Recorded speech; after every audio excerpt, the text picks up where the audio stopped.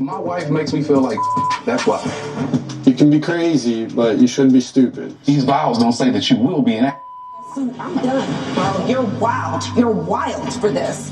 I've been texting you and calling you for 2 days. You haven't texted me or called me. There's no connection. I'm not like able to like move forward. Okay. The time is here for you to decide. Do you want to stay married or do you want to get a divorce? This is Married at First Sight. Hey people, welcome back. It's been long overdue. We had to wait almost 3 weeks or something like that. But we are finally here. Married at First Sight is finally back. This is season 18, episode 10. They called us the anniversary dinner showdown, and the showdown it was. A showdown it was. How are you doing, Miss Lady? How are you? Have you enjoyed your New Year's? How are you? I am well. I am glad. Let me just say, for the first time ever, I am glad the holidays are over. Thank you. Yes. So now it's time to get to the new year, new shit. And I'm so happy Married at First Sight is back. That's a fact. Yeah. Welcome back, Married at First Sight. I missed you. I was fiending for you to come back. And thank you. I didn't watch the after John because I didn't know what was going on. They were doing a recap. I do want to watch it because I think they said they were showing some never before scenes or whatever. So I am going to watch it at some point, but I didn't watch that part. But this is season 18, episode 10. It's called the Anniversary Dinner Showdown. We start off at the 1 month anniversaries for all the couples.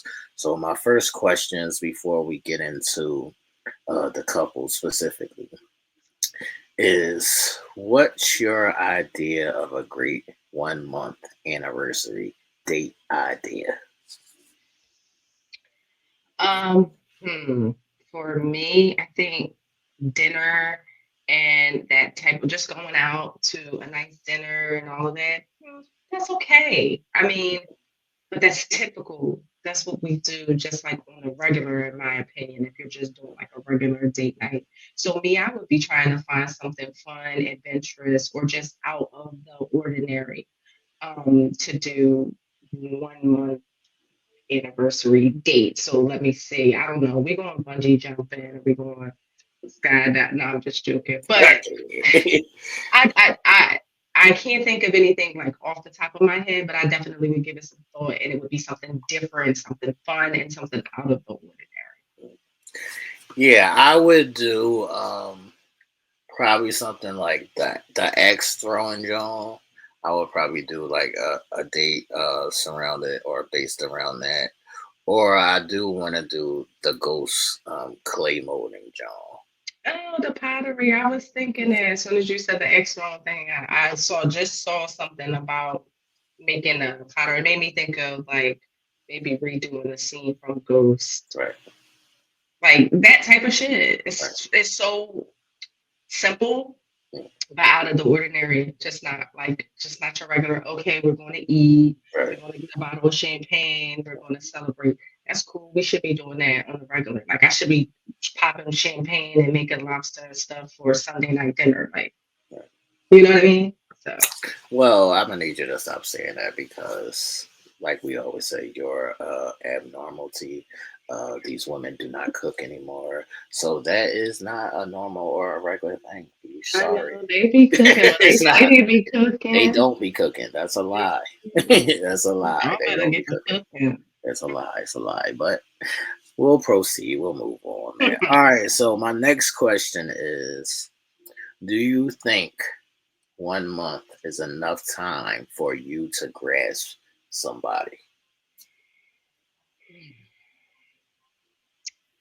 If we we're gonna use your word, unpack it a little bit.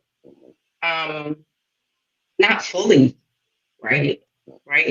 Not fully, but surface wise, like just a general sense of who they are, what they're about, if you like them, those kind of things. Yeah. I think you can kind of get a nice little surface level of what this person is about in 1 month. I think you can. If you pay attention. Yeah. Some people just be in the fucking clouds. La la land, land of the Lulu. They ain't paying attention. And then 6 months later, they like, I don't huh? really like this motherfucker.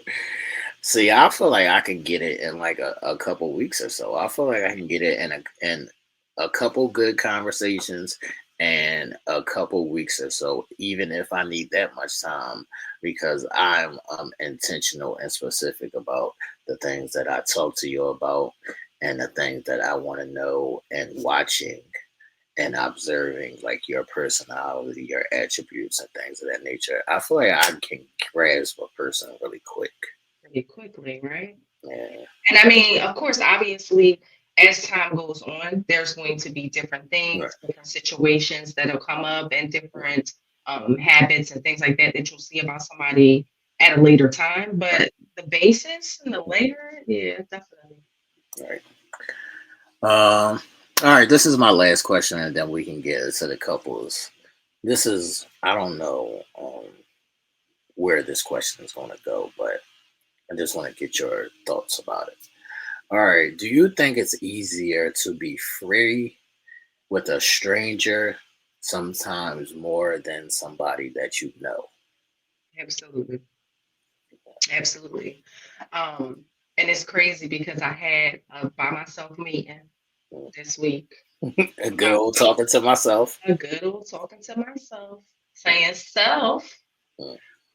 but of how sometimes, even with your people, you have to walk on eggshells. Not Right. necessarily your person, Right. but just your friends, your family, acquaintances, and people that you just might know. Like you gotta walk on eggshells. Sometimes you can't truly be who you are, or who you want to be, or who you feel comfortable being, because either it's going to trigger them in some way, or it's Correct. going to create a problem, or it's going to be an issue. You're going to have to cut somebody out, that type of thing. And it's like, who wants to feel that way, even with your people? And I think it's crazy that we haven't found a happy medium within certain situations where you can just be the fuck who you are Right. without feeling like you're going to get some backlash about it. Like with a stranger, you don't give a fuck. Right. You just gonna be like, I don't really know you, or I really don't care. Right. I'm just gonna be who I am, and you can take it or leave it. Right. So yeah. What Yeah. about Yeah. Yeah. I would agree to that like fully, because when you meet a stranger and you're vibing with a stranger, I feel like some people who are not comfortable with themselves, they might not feel like they could be free. But I feel like people who know themselves, who are secure within themselves, that is their freest moments. you?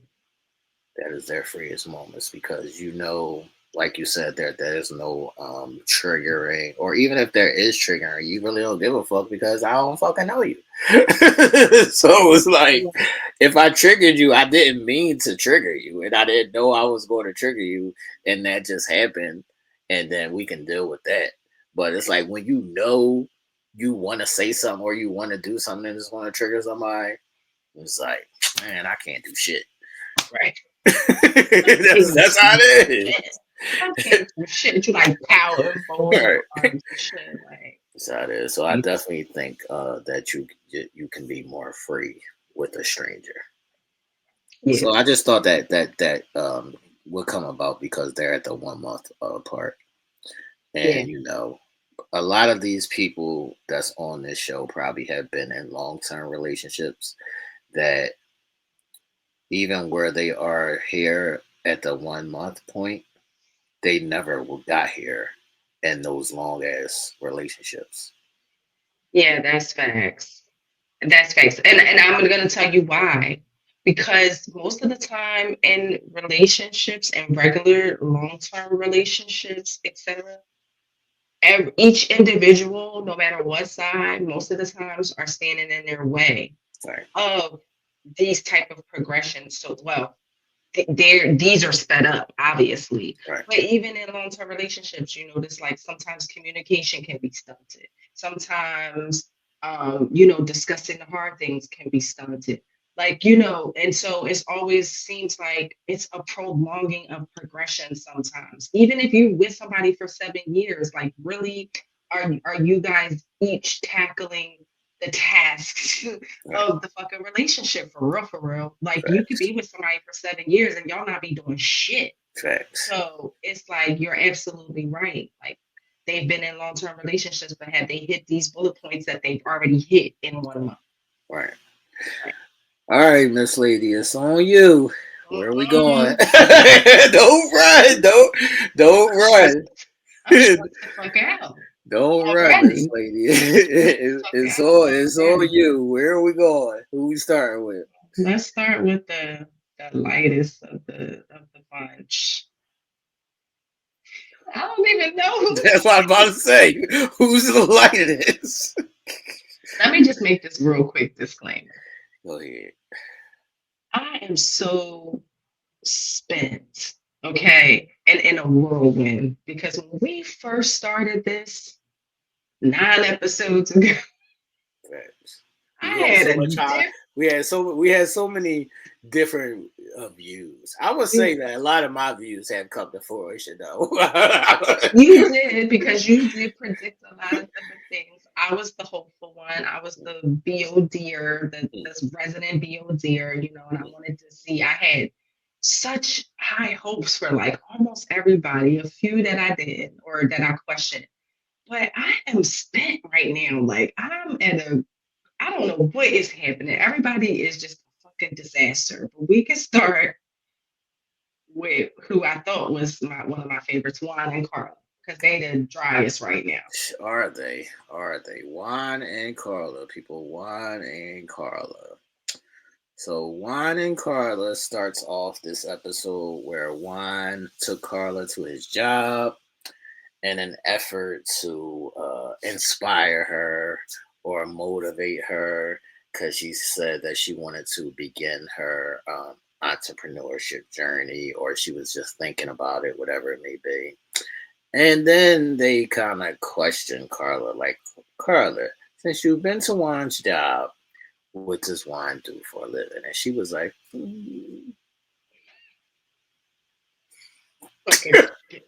she was lost.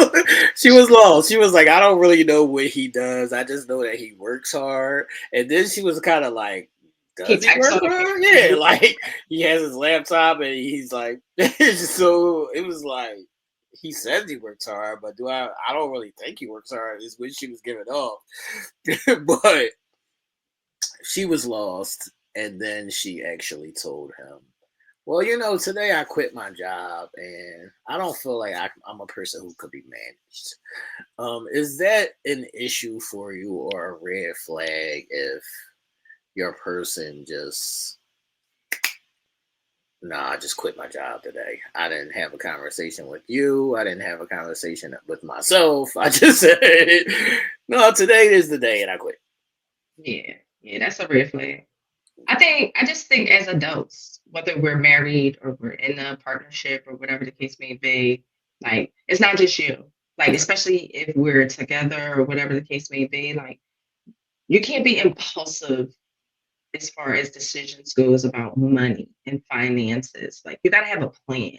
Right. And okay, maybe she has a plan because she is an entrepreneur, but she really doesn't. Like, as Juan was grilling her, as we'll see, like, just in regards to a possible potential job that she has in New York, right. She didn't have no details, nothing. It's just like, she's like really flighty and fly by night.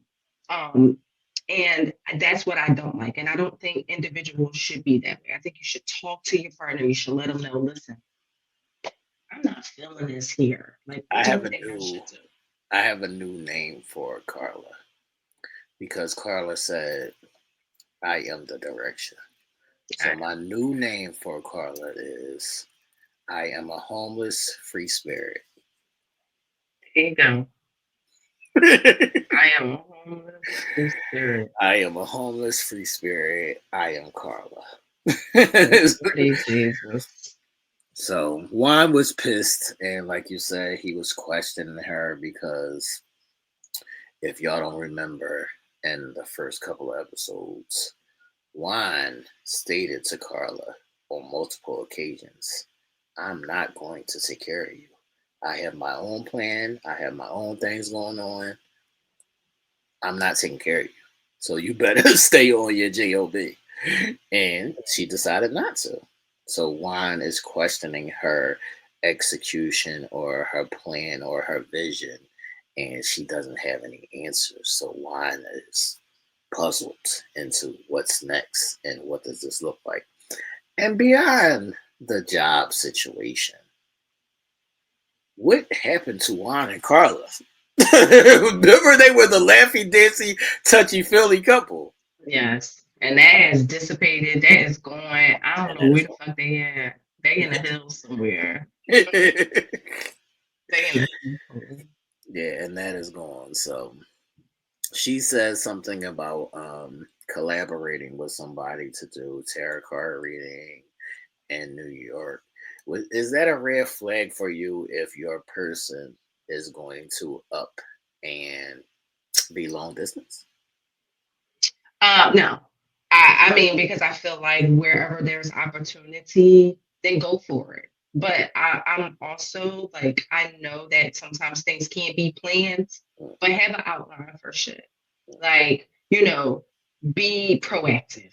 Okay. Like, he was asking, well, did y'all discuss money? Did y'all discuss, arrangements? Did you lock in a date? Did you do things like, no, you're just talking. If Right. it's one thing that I hate is a motherfucker who talks Facts. and don't have a plan and don't and that's Karla right now. So on the foot of you just telling me that you don't have no job, you tell me, oh, but I might have a gig, but you don't have any facts or any basis to it. So I don't have any faith that you'll really be able to lock in good, solid job opportunities because you're just flighty. Facts. All right, so this is what I want to ask you about Juan and Karla. Are those things connected to your emotions? What? Like Juan feels like he's not connecting with her or he's not physical with her. I think those are the reasons. So is that a thing for you where you're going to disconnect with your person emotionally or physically because they're spaced out about their career or their job? Not Or just a plan about their life? right. Yeah, definitely emotionally. Definitely like as far as longevity and me seeing like a bright budding future. Not physically. If your dick still works, it still works. I'll take it. It's cool. Like I might be like a little bit, but I still want to have one. I mean, but that's just me. But just in regards to like longevity and building and planning and future and that type of stuff, I'm definitely gonna be questioning it because how can how can we really build something stable if you can't do the smallest of things? Yeah, so he's questioning her ambition or her drive. Yeah. That's not connected to if I like you, though. But for some people, it is. For a lot of people, it is. Yeah. And I think Juan is one of those people because from initially what turned into that touchy, feely, playful, turned into I'm eyeing her and seeing her moves. And I'm gonna pump the brakes. Right. Because I don't really know if I really dig her. Like, it's crazy. See, my attraction doesn't lie in your ambition or drive about your career. Like, long as you being the head fry girl at McDonald's is not the plan. I mean, I'm not really like monitoring that. Like, Do you think I'm more monitoring you as a person. Do you think there is a difference if they're somebody you just want to smash, or if there's somebody that you want to possibly build a life with? No, it matters neither. Like even if it's a Okay. person that I see a future with, me seeing a future with you is not dictated by your career choice. Okay. It's not Well, dictated by that. what about, okay, so let's just say we both know entrepreneurism takes capital. Right. And like even with Karla having her aspirations of doing her own thing and working for herself and being her own boss, and you gotta crawl before you walk. Right. Where's the capital in regards to, how you're going to market your business, or how you're going to, catapult yourself into a different stratosphere outside of other people who are offering the same services, etc. Like, what is your plan? Well, you just let go, you just walked away from the potential for capital, for what you need. Now But you're that's tangent though. That's tangent though, because she worked at a salon. She said she did say, "Well, I still have my clients, so she can still do her clients without having to work at the salon." right. Yeah, she did say that. She did say that. But my thing is still, okay. Well, you don't have probably all the clients, Right, that's a fact. because if you did, then you would have never been working at the salon in the first place. Yeah. I mean, I get it. Like, she still is able to make some money, but she's like, Juan seemed like he got like 5 jobs to Right, fund his 2-3 businesses and that's his a fact. business. And they have like a whole little operation. And my thing is, if you're going to walk away from something, you want to step into something more high scale. Like, Right. what's your plan? She just doesn't have it. And for me, emotionally, I would, if I was Juan, I would be detached as well. I don't know why, but I would. Right. Like I understand it, or like I see the logic in it, but when I deal with somebody, I'm not dealing with you financially. Right. Like I'll deal with you financially when it comes to if we thinking about getting a house, or if we thinking about doing X, Y, and Z. But I feel like that's something that can be worked out. Yeah. Yeah. That's not like, I'm not going to be like, no, you quit your job, I'm not going to kiss you today. Like, that's Yeah, why I I get see, I don't. I get it. Oh no, I definitely get that. I definitely get that. I think it's hard for people to just detach the two, like, or just detach, like, especially if they're adamant on a thought or idea or expectations. Mm. Like, people lay on those expectations, and they sit in that. And if you're not meeting those expectations, then everything else starts to fizzle sometimes. Right. So, I think when people don't rely so heavily on their expectations, then maybe it would be a little more free flowing and one wouldn't spill over into the other. But people can't compartmentalize. Yeah, People definitely. can't do that. And so this all runs together. Definitely. Like, I just can't never see myself not being physically attracted to somebody that I like because we differentiate financially. Yeah. Yeah. Well, Those two are not connected for me. And it's good when you have well-rounded individuals like that, because otherwise, then you have individuals who it does affect in a sense, and then they're just walking away from potentially good situations that could work themselves out later on down the line. That's a fact. So That's probably what's going to happen with them. that's what I'm about to say. I don't even see this coming around. I do want to say that I am disappointed in the experts this season, because where the fuck are y'all? We did see in the previews that I guess they're gonna pop up soon, but they've been here for like 1 episode total this whole season. And I feel like they took off this season. Like, y'all just do y'all. Like, y'all just do y'all. For y'all just figured out on your own. And all of these motherfuckers need help from the very beginning. Right, facts. And I wonder what that's about. Like, I wonder if it was just an experiment with the producers, you Right. know, wanting to allow the couples more time and not have the doctors be so influential in guiding things, Right. like to see how that went. Or I wonder what their thought process was behind doing that, because it's a shit show. It's definitely a shit show. It's a shit show. Wrapping up Juan and Karla, I don't. They still didn't have sex yet, which is we thought they were going to be the first couple to have sex.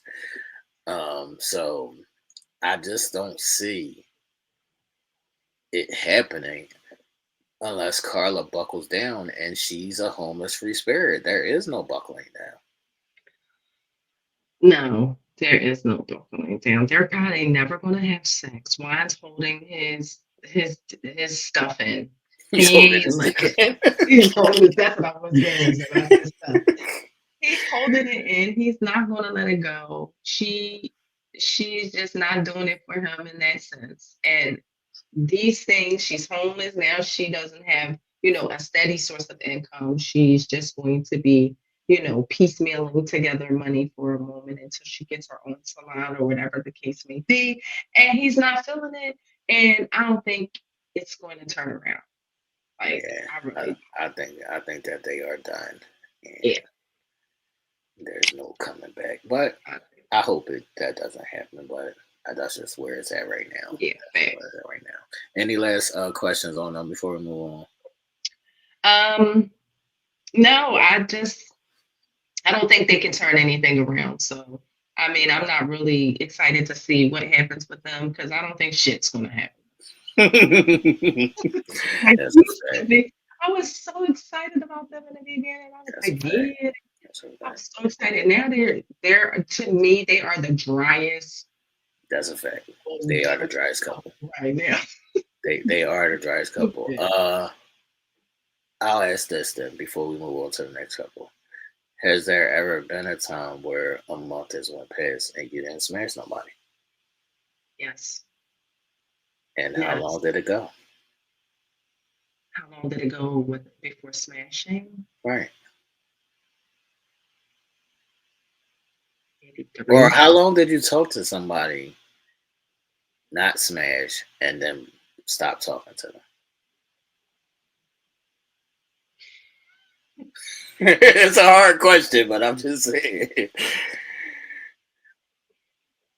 Yeah. Like, if we not fucking in like 90 days, I'm never gonna give you the pussy. Okay. So we don't need to talk anymore. Like, I think like 3 months was probably the longest that I can recall Okay. that I waited to actually smash. Okay. Yeah. Yeah. All right, let's get to the only couple that has smashed. This is a great segue. Let's get to the only couple that has smashed and the only couple that seems to be on the road of staying married, which is Camille and Thomas. Yes. AKA, let's see what it's all about. AKA, let's see what it's all about, man. So I am proud of Camille and Thomas. I will say this is actually a couple that you did predict that Thomas would at some point get it turned around. I don't really think Thomas got it turned around. I really think Camille got it turned around. But I'll give Thomas a little bit. I'll give Thomas a little bit. But where do you want to start at with Camille and Thomas? Well, just to piggyback off of that thought, I think why I think Thomas turned it around, because if his dick was trash, It would have been over. it'd have been over. So he did something right during that session. That's questionable. That is questionable. She could have just got on top of that thing and liked it. He ain't really do nothing. He just had the equipment. But that's what I was going to say. Well, maybe the equipment is workable. And maybe because Hunty, if we look back, it was a shit show.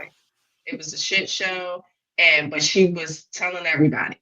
So some connection happened that was good enough. You want me to tell you what the other connection is? That I don't know if you see it, but I'm gonna tell you what the other connection is. Right. This is what it is, people. Y'all ready? Drum roll. she dresses him now. Oh, Do right. you see the difference in his outfits and when he's matching with her? She's dressing him now. Okay. So I did see that, but I thought maybe Thomas was doing his big one. She's All dressing right. him. She's dressing him. It's clear to see. And the reason why I could tell that it's clear to see because it's color coordinated. Right. Now it's I'm like, not mad at it because it looks cute, but I'm just saying I noticed it. I noticed it. oh Lord. Well, She's dressing him. yeah, that's the start of the end. Not the end not the end of it, but the end of Thomas. Right. Because Yeah, instead of the Thomas, you are whatever I make you today. exactly. So that's why I said I give most of the credit to Camille. Yeah. I give most of the credit to Camille. All right, so they hit the court. Excuse me. They went to go play basketball. If y'all are not familiar, Camille is a former college basketball player.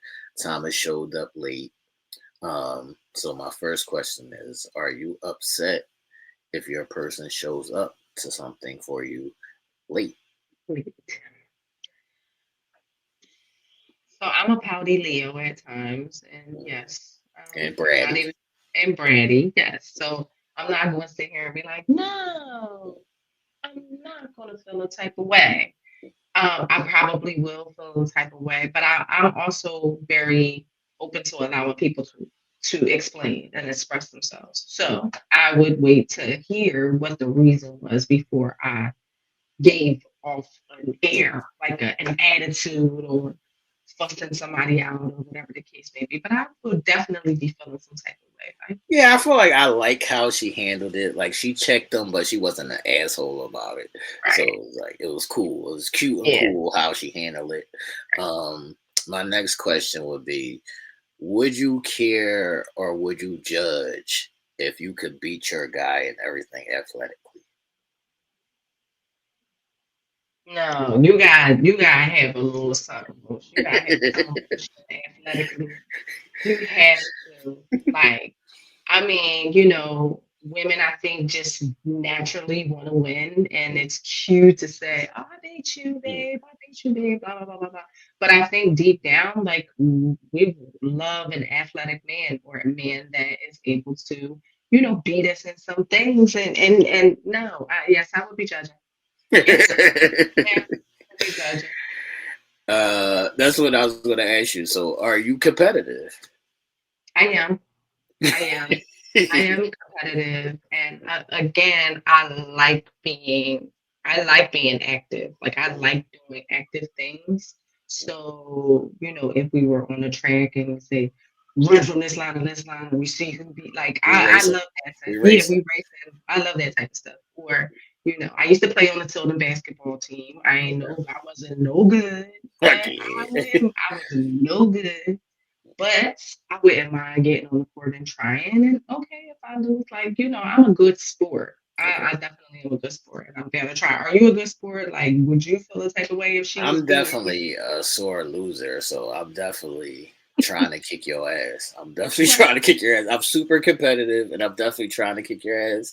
And I could be a sore loser, but I'm not going to be like an asshole sore loser. I'm just going to be upset with myself that I lost.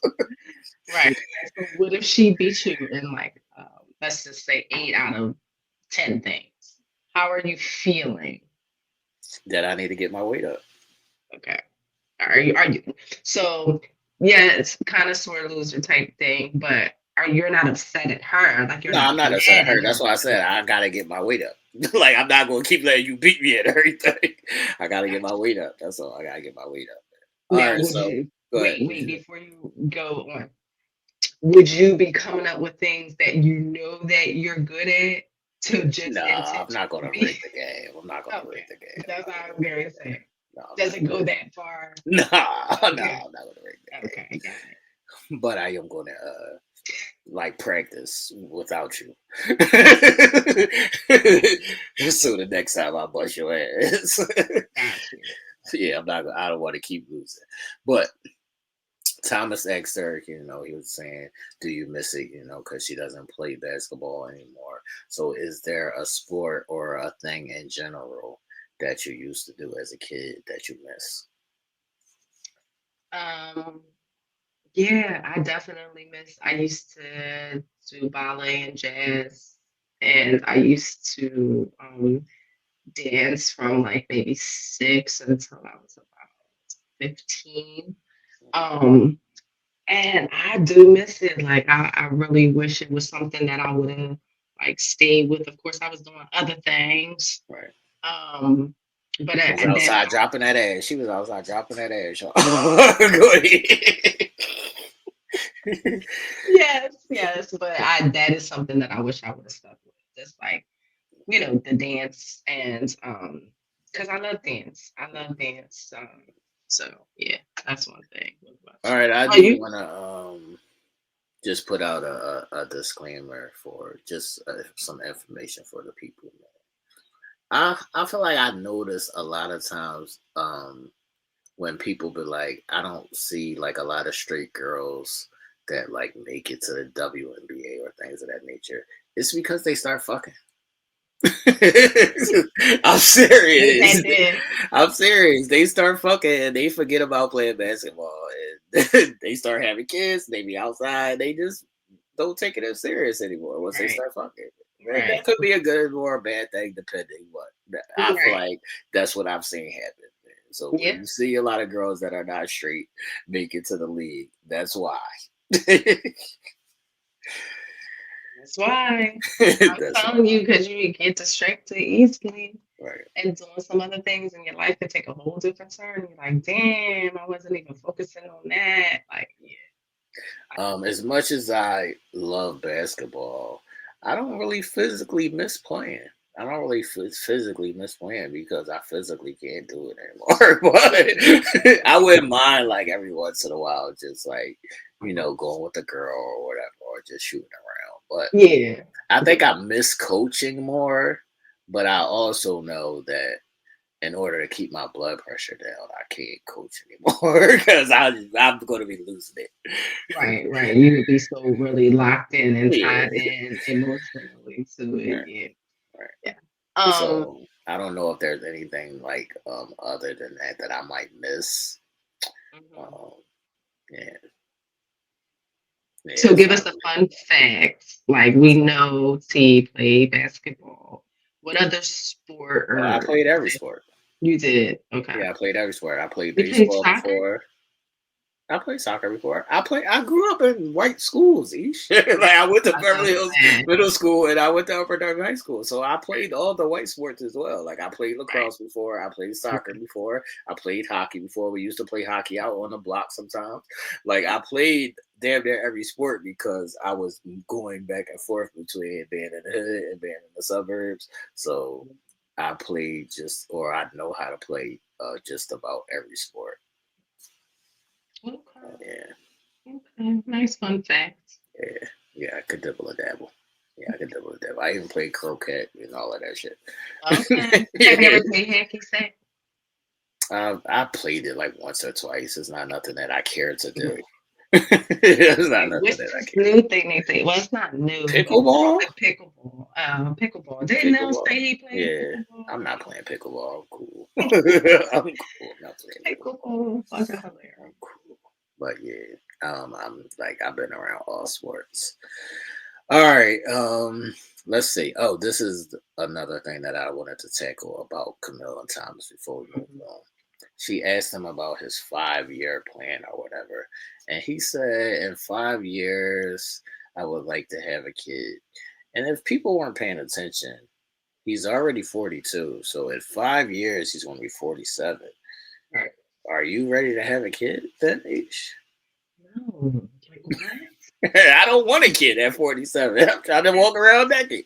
That's facts. We closer to retiring than not. We want to get ready to have Well, a we got to kid. remember that she's younger. She's 32. She's 10 years younger. Yeah. Oh, So that's right. That's it right. wouldn't be a big deal for her at 37, I guess. It wouldn't be a big deal for her, but him at 47, I think that's a lot. Yeah, And he's that's already not athletic, so he ain't chasing the he kids gonna be around. one So. to sit down. That's what I was gonna say. He gonna be one to sit down. He ain't gonna be one to be active and on the move and on the go. Like it's just gonna take with some toddlers. Like, yeah, he bugging on that 5 year. He better get busy. They better get Yeah, busy like they better get ASAP. to it. Yeah, they better get to it like within a Yeah, year or so. Within a year or so, get to it, man. facts. You old dude. you, Yeah. you lost your playing around time. Yeah. Any last things on Camille and Thomas, because they have been seen as the only they gave each other gifts for their 1 month anniversary.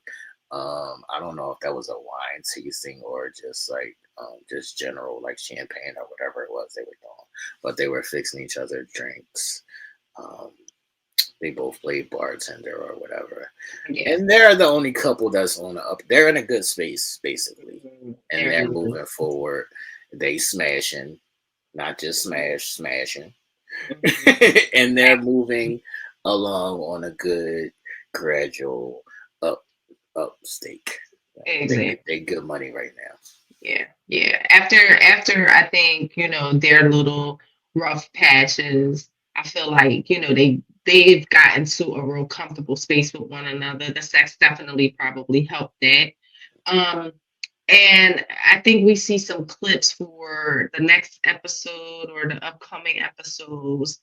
There are some questions and stuff that has been asked that the answers weren't that great, and it might cause a little friction. But I think they are probably the most solid couple All right.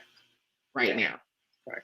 No doubt, no doubt, no doubt. Okay. So shout out to Camille and Thomas. They are, I guess, making an example of what it's supposed to look like when you're getting to know somebody and moving forward. Yeah, thanks. All right, we're going to save those two for last. Let's go Madison and Allen. Okay. Let's go Madison and Allen. Solo Maddie. Let's knock out Solo Maddie and my little puppy dog Allen, and then we'll get to the two shit shows last, man. So Madison and Allen. This is my first thoughts on Madison and Allen. I did say last night that I saw a dog get ran over, right? So I'm just say this. Get that fucking dog out of here, man. Get that fucking dog is always running around, interrupting shit, fucking up shit. Get rid of that dumbass dog, man. Chewing her panties, chewing a cookie. What's his name? Luffy, some dumb shit. Yeah, Luffy or some dumb shit. Luffy or something like that. Yeah. Okay. Get that fucking dumbass dog out of here, man. Yeah. It's just the dog is retarded, and it just feels like the dog is a distraction. Yeah, it's a distraction. Or send them to get trained or something. They have doggy schools and shit where you can send your dog to get trained so he's not a fucking total asshole. So that's my first initial joints on Madison and Allen. But my overall thought of them is that they are at this friendship standstill. So yes, they get along. Yes, they have fun. Yes, they talk and play. But there's no hanky panky. Boo. I give that 2 thumbs down. Not 2 thumbs down for Madison and Allen. Because why would you even try? Like, if I was in the space with somebody, I was married to them, yeah, we was getting to know each other, I would like brush up against them or just get close to them or be playfully close with them. Like, do something like fun and flirty, kiss. Like they just have nothing that's a connecting factor for them. Nothing. But that's why I feel like in Madison's instance, like when you're not physically attracted to the person, I'm good. I wouldn't even engage to that level because I know that's not going to change for me. And I feel like we don't see it changing for her. Right. So do you feel all right, so let me ask this. You know how sometimes you can have a person that you're not initially physically attracted to fully. Mm. Okay, you can see some nice, cute qualities about them or handsome qualities about them or whatever the case may be. And then they grow on you. Like, That don't happen. that doesn't happen. No, I'm not saying it doesn't happen, but it doesn't happen for me.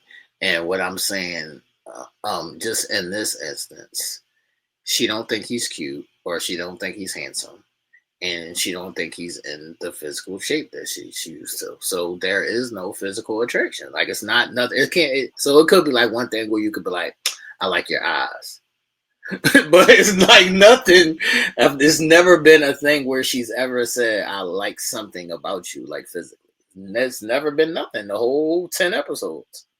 Like nothing. Not We never seen nothing. Nothing. I know. And it's like, okay, what the fuck are y'all doing? Like They chilling, they kicking it.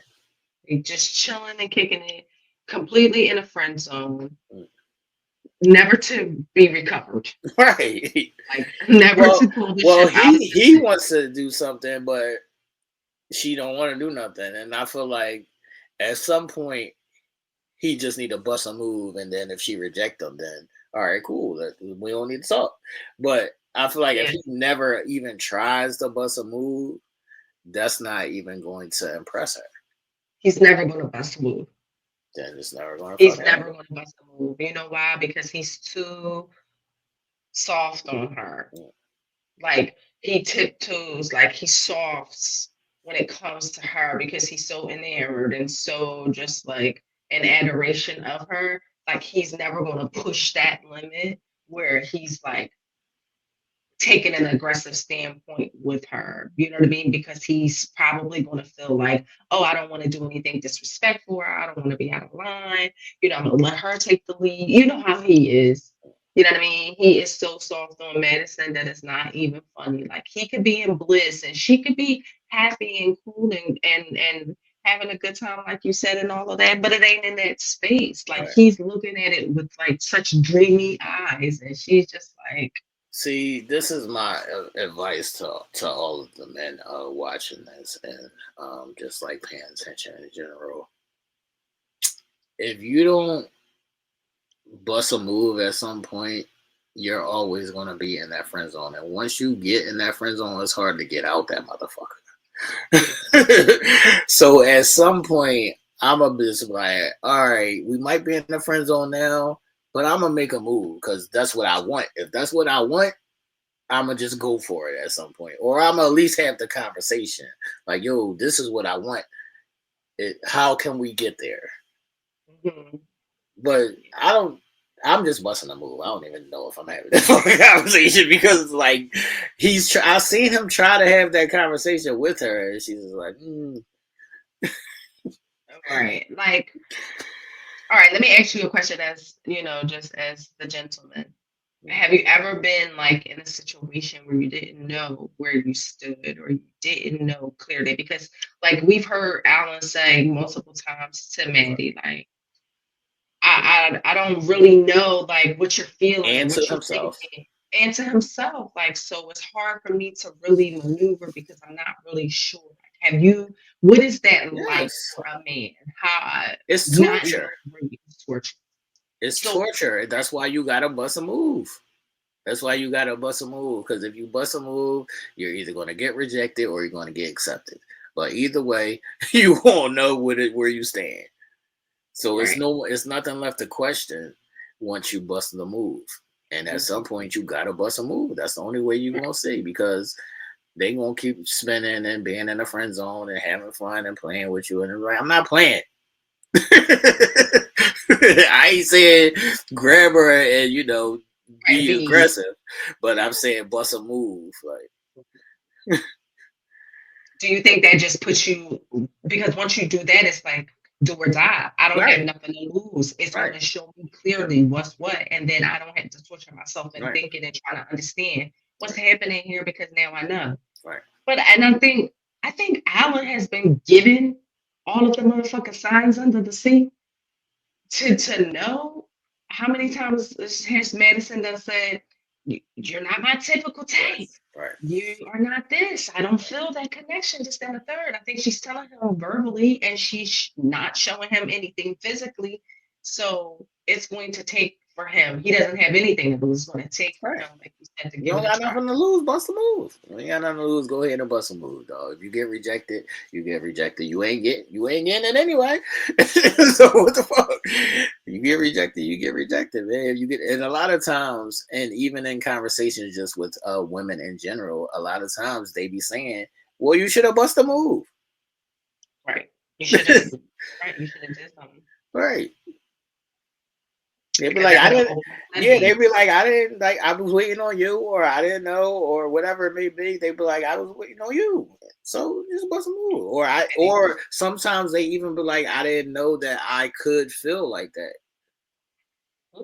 Yeah.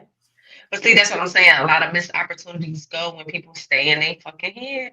And you gotta get up out of there. Cause he having these confessionals and shit with his stuff Right. and with the producers and shit when they ask him questions or whatever the case may be. And dude, you having missed opportunities. Go for it. Yeah, I'm busting. You got to move. All right. So as we see, they went and played tennis. You didn't answer the question, Each. What sports can you play? Yeah, I'm not good at tennis. I have tried tennis. Flag football I have played, which that was fun. Basketball. And I think honestly, I never tried no fucking soccer. I never tried no other sport. I don't think. No, I'm not doing no. You ever tried softball? Fuck a softball. It's like no, yeah.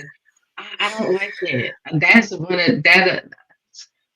I just fucking put me to sleep. Shoot me, why don't you? Softball, no, it's never. I did try it. I think like once and for like 2 seconds. So that doesn't even count. I can't. So what about bowling, pool? Yeah. Now, definitely, I love pool. I love to bowl. So yeah, those extracurricular activities, yes. But some of the on-field sports or would you do like a top golf? Yeah, I have done top golf, but I almost fell off the thing. I cannot. I got video. They got video of me. I cannot. Yo, I say that all the time. Every time we go to top golf, I be like, I wonder if somebody actually really fell off of this joint before. Because it is close. It is close. I can see how it's possible. Yeah, and I think we was on the upper level. Right. We were on the upper level. And I wasn't even drinking, so I don't know what I was doing. I just lost my balance and was getting ready to go down for the count. Yeah. But no, top golf, like that type of stuff I love. Okay. That type of stuff I love, yeah. Okay. All right, I ain't mad at it. Yeah. One thing that I would love that just because I'm not gonna say because I'm not a family person, but my family doesn't do this anyway. But if you seen Welcome Home Roscoe Jenkins when they had like the family John where they do like what is that, like a course? I would love some shit like that. Oh yes. So I used to love Double Dare as a kid. That's okay. I used to fucking love Double Dare. It was just one of my favorite shows, and that's what it it was the same thing, obviously, but just the collision course type things where you're running and you're doing and you're timed, and I love it. So yeah, that would be fun. Definitely. Okay. All right. So like I was saying, they was playing tennis, and the bet was, I do like that when couples do something that they put a bet on it. I think that is a great thing just to incentivize either side or just to make it more fun. Because when you're just doing it just to be doing it, it kind of gets bland. So you do want to have like a little bet on it. All right. So he said, if I win, I get a kiss. And then she said, if she wins, I want you to run around like a chicken. So I'm not mad at the bet. It's a cute little bet. But we see where it's going. So he ends up winning, which was surprising because Madison is pretty athletic, Yeah. and Allen is not. But he was playing his hardest because he wanted his fucking kiss. So he was playing his fucking heart out trying to win this tennis game. His friend is. So he ends up winning, and this is another thing that I'm trying to tell people recently, or something that I learned within the last couple years, to be specific in the shit that you want or are asking for, because people will play mind games and tricks, and just in general, like even when you're praying, you're supposed to be specific in the details of what it is you actually want. So she said you didn't specify, so I'll just give you a little kiss on the cheek. I don't even remember her giving him the kiss on the cheek. Yeah, I do. It's a bullshit ass kiss. And Madison, stop fucking playing in my face. That's what I wanted. You know what fucking kind of kiss I wanted. Like, Right. here you are playing these games. You only gotta tell a motherfucker like me, like, you only gotta show a motherfucker. Also, what is the big deal? It's a You little could've given- kiss. You could have given Right. him a pack of lips. Like, you knew that's what he wanted. You know how enamored he is with you. Like, why would you fucking do that? Talking about some, oh, well, you didn't say it. I'd have socked her. See? Violence. Violence. Here come the violence. Here come the violence. Here come the violence. I would have socked her. Oh, yeah, wait till we get further down. Yes. All right. So, as far as Madison and Holland, yes, they are in the friend zone. Yes, they do get along. Yes, they do have fun with each other. But it's not in a romantic setting.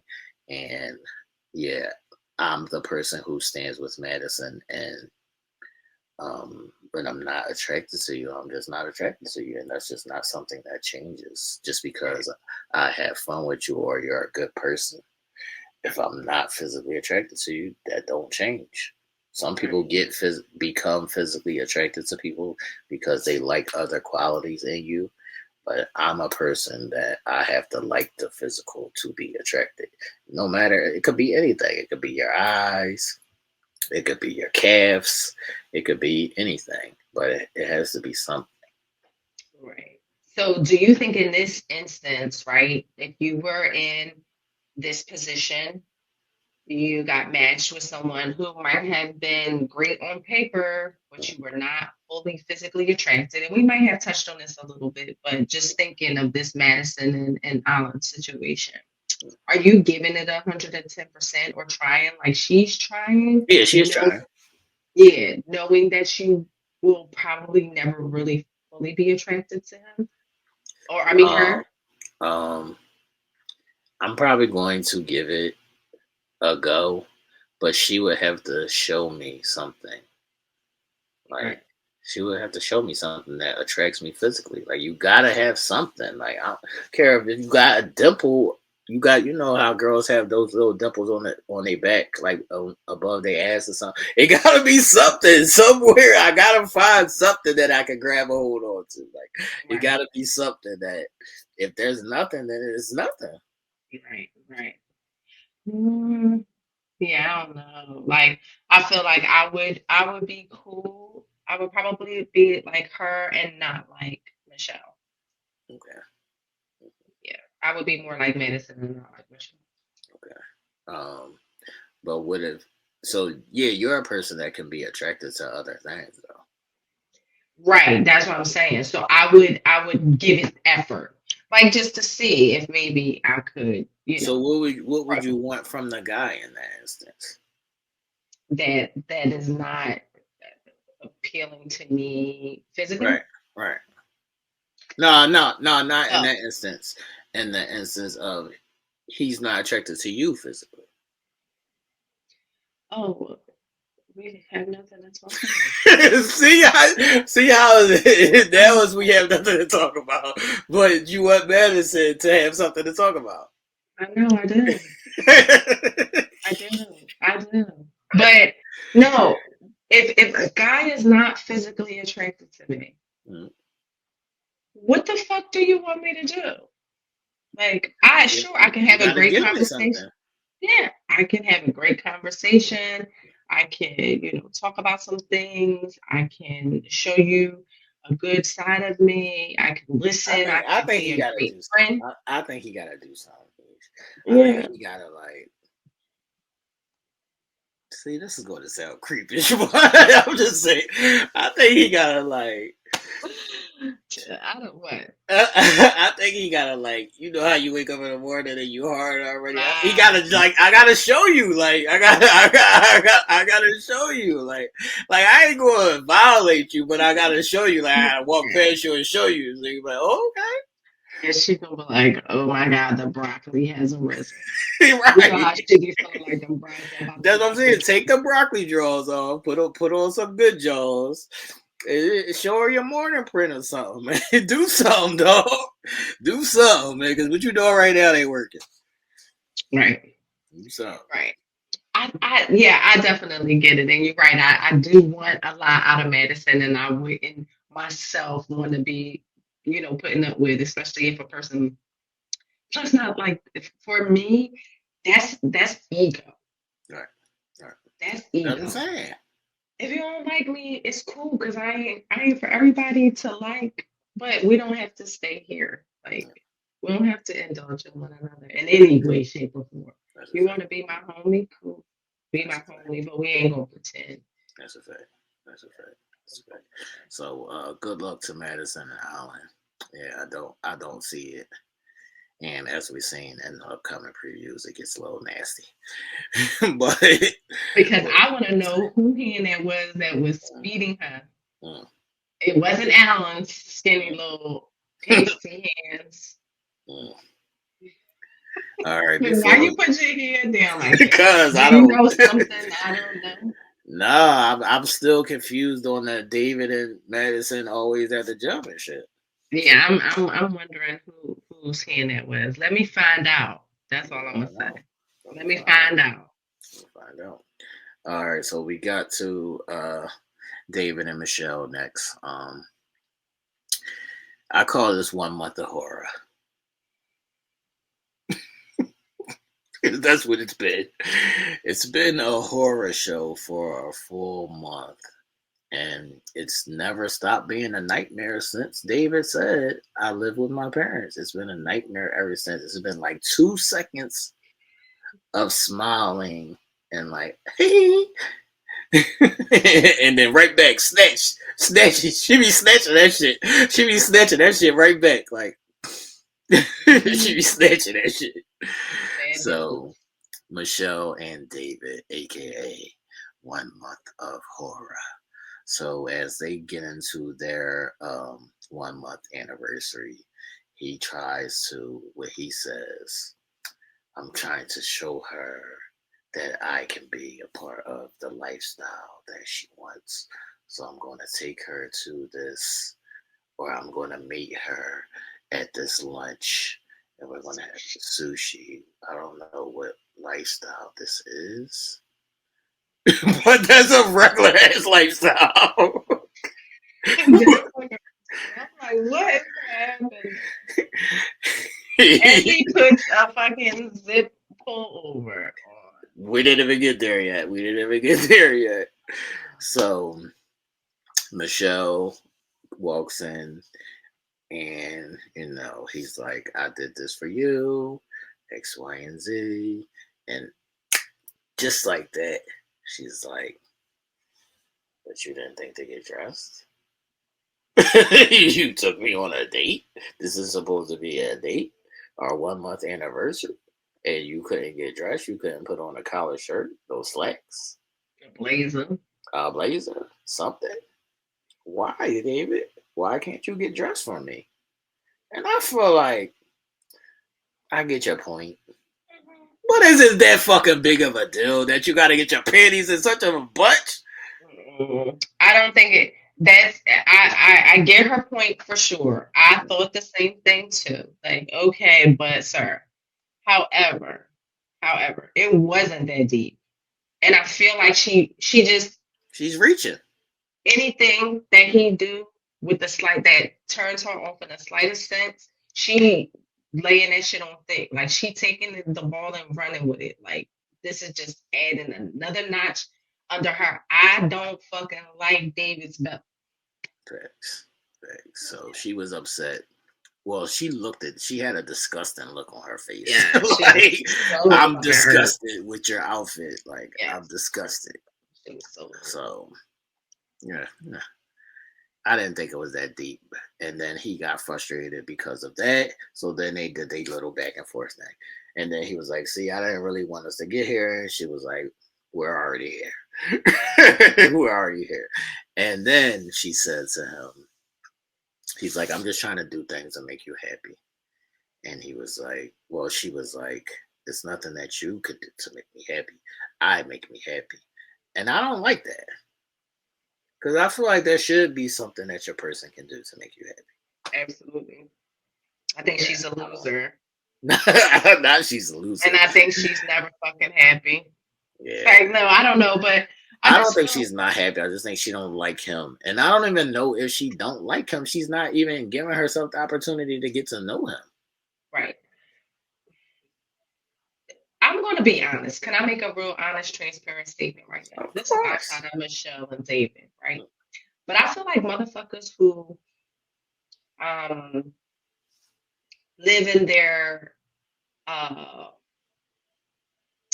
sometimes world of just their own expectations, like without allowing people to be who they are and seeing different sides of people, that maybe your expectations can be met, but just maybe not how you've envisioned it, are not happy. Right. Are not fully happy. That's a fact. Like, so I don't think Michelle is happy. I don't think she will be happy. And that's probably why she hasn't been, because she has this fucking tunnel vision about how she feels her life should be, the lifestyle she should be fucking living, or has gotten herself to, and how anything else is small-minded and small time. And she will forever go down this road. It's just going to be with somebody that she's physically attracted to, right? But then they're not going to check all her other boxes, or she's going to be taking a loss somewhere else. I guarantee it, because she's just too fucking, what's the word? I think a lot of times it's not per se like happiness. I think it's she don't know what she wants. She has an idea of what she wants. So when you're fixated on that and not getting to know the person, you're more or less going to end up by yourself. Because it's about the person. And you want that person to have, you know, some of the things that, like we talked about, check boxes or checklists, whatever. But you can also have somebody who hits all of those checklist points, but you don't like them as a person. So which one do you want? Because more times than not, you're not going to get both. Yeah, at all. And I think it takes a good, sound individual who can think and understand and process shit to realize that. But some people are just so, again, selfish and just stuck in their way or no way, and not understanding that every single thing is not going to be met the way that you want it to be met. It doesn't mean that it's not necessarily being met. I mean, because, you know, you could like somebody, let's just say, the other night on the prophecies you spoke about, you know, a person having a sense of humor, Right. Not being goofy. Like, there's a difference between sense of humor and being goofy, okay, whatever the case may be. Well, she may not be the funniest and she may be a little goofy, but she might have like a little happy medium that could meet you. Like, that's what I'm saying. You know, somebody could see that one little goofy act that she made and be like, oh no, fuck that. But she is actually a little funny a little bit, and she just kind of in between. Like, and that's the point. Right. Some people just cut shit off. And that's the point. And the point is that when you're with somebody that you like and they like you, because they like you, they're gonna work to meet your checks Like they're going to work to like try to get to your expectations, like because they like you and you like them.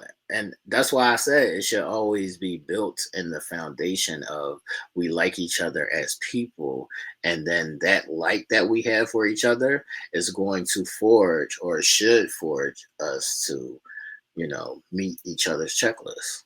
Yeah. Yeah. I agree. I agree.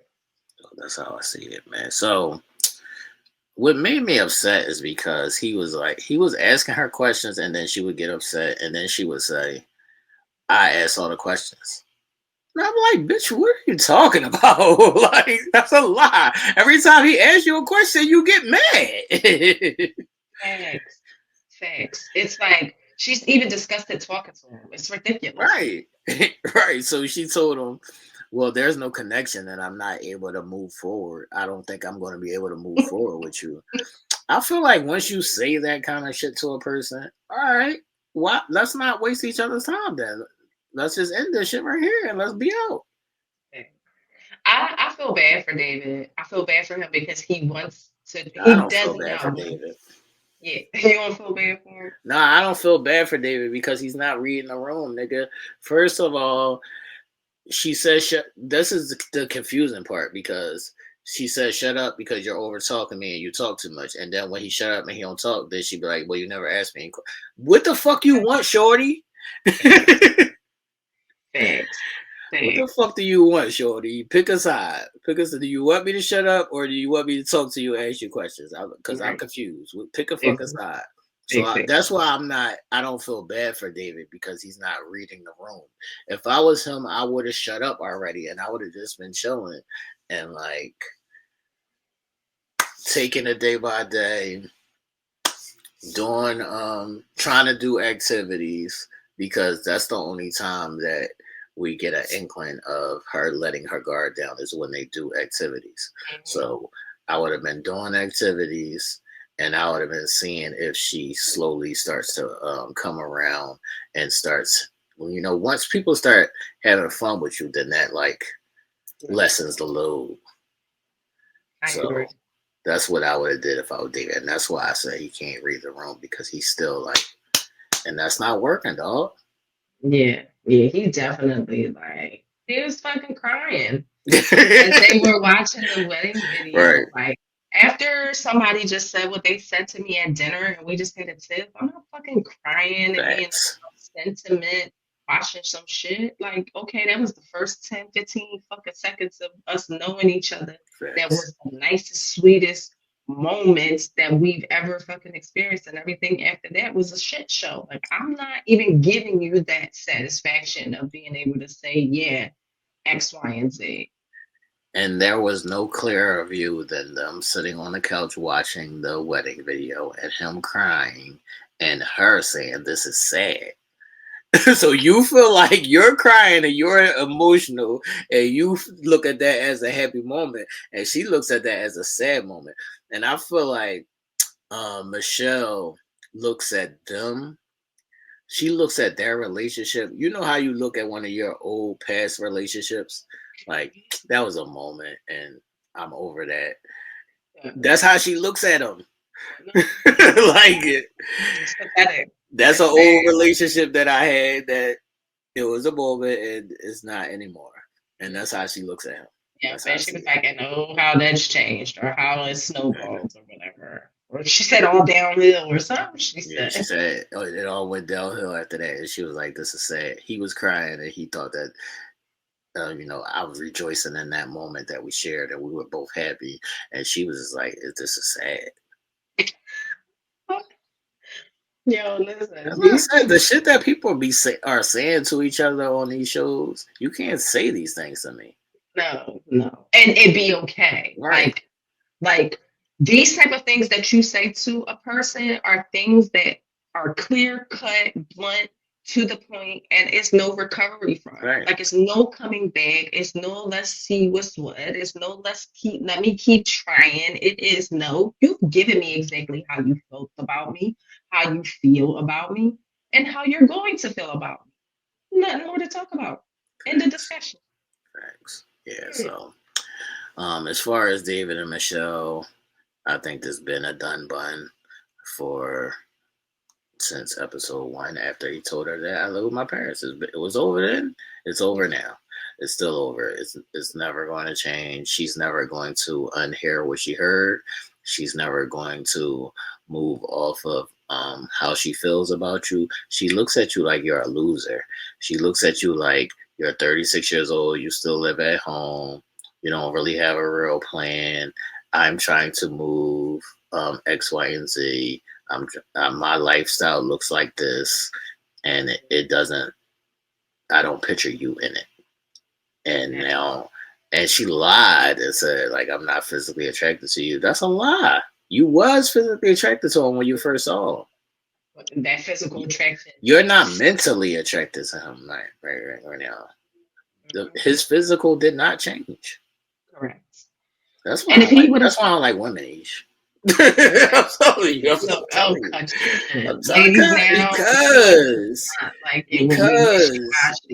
Yeah, I can't do that wishy-washy shit because your emotions should not change the fact that you were physically attracted to me. What the fuck are you talking about? That's a lie. Either you were physically attracted to me or you weren't. And you can say I'm not going to engage because I don't mentally fuck with you, but that's a lie to say now that I'm not physically attracted to you. That's a lie. Well, she is a liar. I mean, we've seen that even with Dr. P, and Dr. P had to pull tape a couple times. Like, do I have to remind you of what you said, or make it clear? So I just think she's just not being fully honest with herself, and maybe she's trying to not hurt his feelings or do whatever the case may be. But then it's times where she don't give a fuck about his feelings and say whatever she want to say. And then other times she like tiptoeing. Just Michelle, you is just a big ball of dumbness because you don't even know what you're doing, honey. No, she wants somebody to come in, what they say, on the white horse and scoop her up and take her off to Never Land or whatever the fuck it is. That's what she wants. And she may get that, she may not get that. But I would still employ for her to get to know the person, not the things. Yeah. Because that person may hit your lifestyle check boxes and then be beating your ass. So good luck with that. Yeah. That's facts. Good luck with that, man. All right, people. We are at the anniversary dinner showdown of the showdowns. We are at what you want to call them this episode. Each, what's your name for them? I don't even know.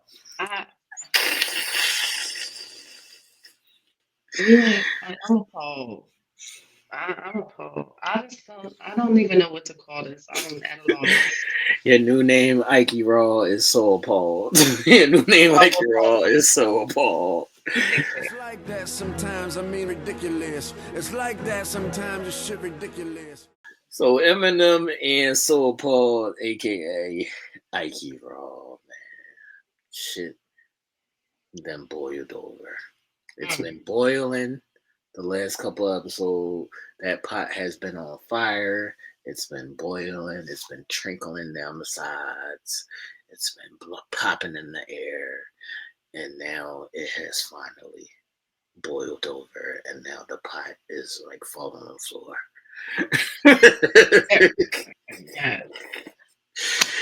So Eminem and Ike Raw. I want to say she tried to start off like she had faith. She had faith. She had a good try. She was like, I hear you. I'm going to be better. I'm going to work with you. And I do want to say that even though Ike Raw or So Appalled is a piece of shit and he's all of those things, she, like David, don't know when to shut up either. So we're going to get into it, but I'll explain more on that. So they went to their little picnic in the park or whatever, and they were painting. And his energy is always like every time he's around her. I guess that's the only time we see him anyway. So he's around her. His energy is like still, and I'm always on the fence. I'm ready. Soon as I'm just waiting for you to say anything, so I can be like, nope. Like he's just like always still and on the fence and like waiting for her to just ask him a question, so I can say, "Why you asking me a question?" Like, nigga, calm down, nigga. Calm down, nigga. Yes. Sorry. So the first questions, like they were trying to get along, or she was making good efforts, and she asked him, "Do you like olives? Do you like olives?"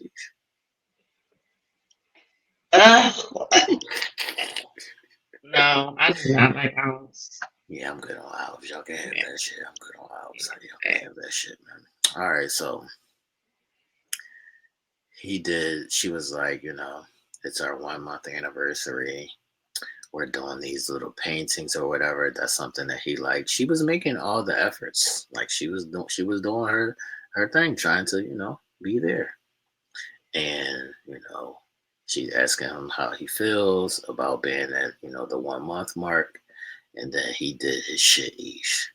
He did his shit that I don't even know if these fucking ladies are watching the shit that he does. He did his shit. He did his poetic shit, Ish. He said, the score at halftime doesn't indicate the finish. Nigga, sometimes it does. And in this instance, it did. Oh my God. And in this instance, ladies, don't be fooled by those poetic bullshit lines. That's a nigga that doesn't know how to talk. That's all. That's all. And in this case, he's Dr. Seuss. Thanks. Fucking Dr. Seuss. He's a fucking clown. That's a fact, man. All right, so they were, trying to have a good time. And I did want to ask you because she said, that blue was her favorite color at one point. Does your favorite color change? My favorite color has been red my whole life, and it's always going to be red. But sometimes I do hear girls say their favorite color changed. Mine has always been red, like always. But I also have adopted like secondary favorites as well. Secondary favorites. Royal blue is my secondary favorite, and pink. Okay. So I do have two, but red has always been my primary. So. Okay. All right. So, like I said, it started off okay. I'm gonna say I did have in my notes good, but I'll take that out and put okay. It started off okay with them doing the paintings, and like I was saying, I think that he just wants her to shut up. That's what I think it is. I think that's what I think his whole issue is. I think his whole issue is I just want you to shut up and just be present. I don't like these niggas. And be mindful, ladies, and be careful.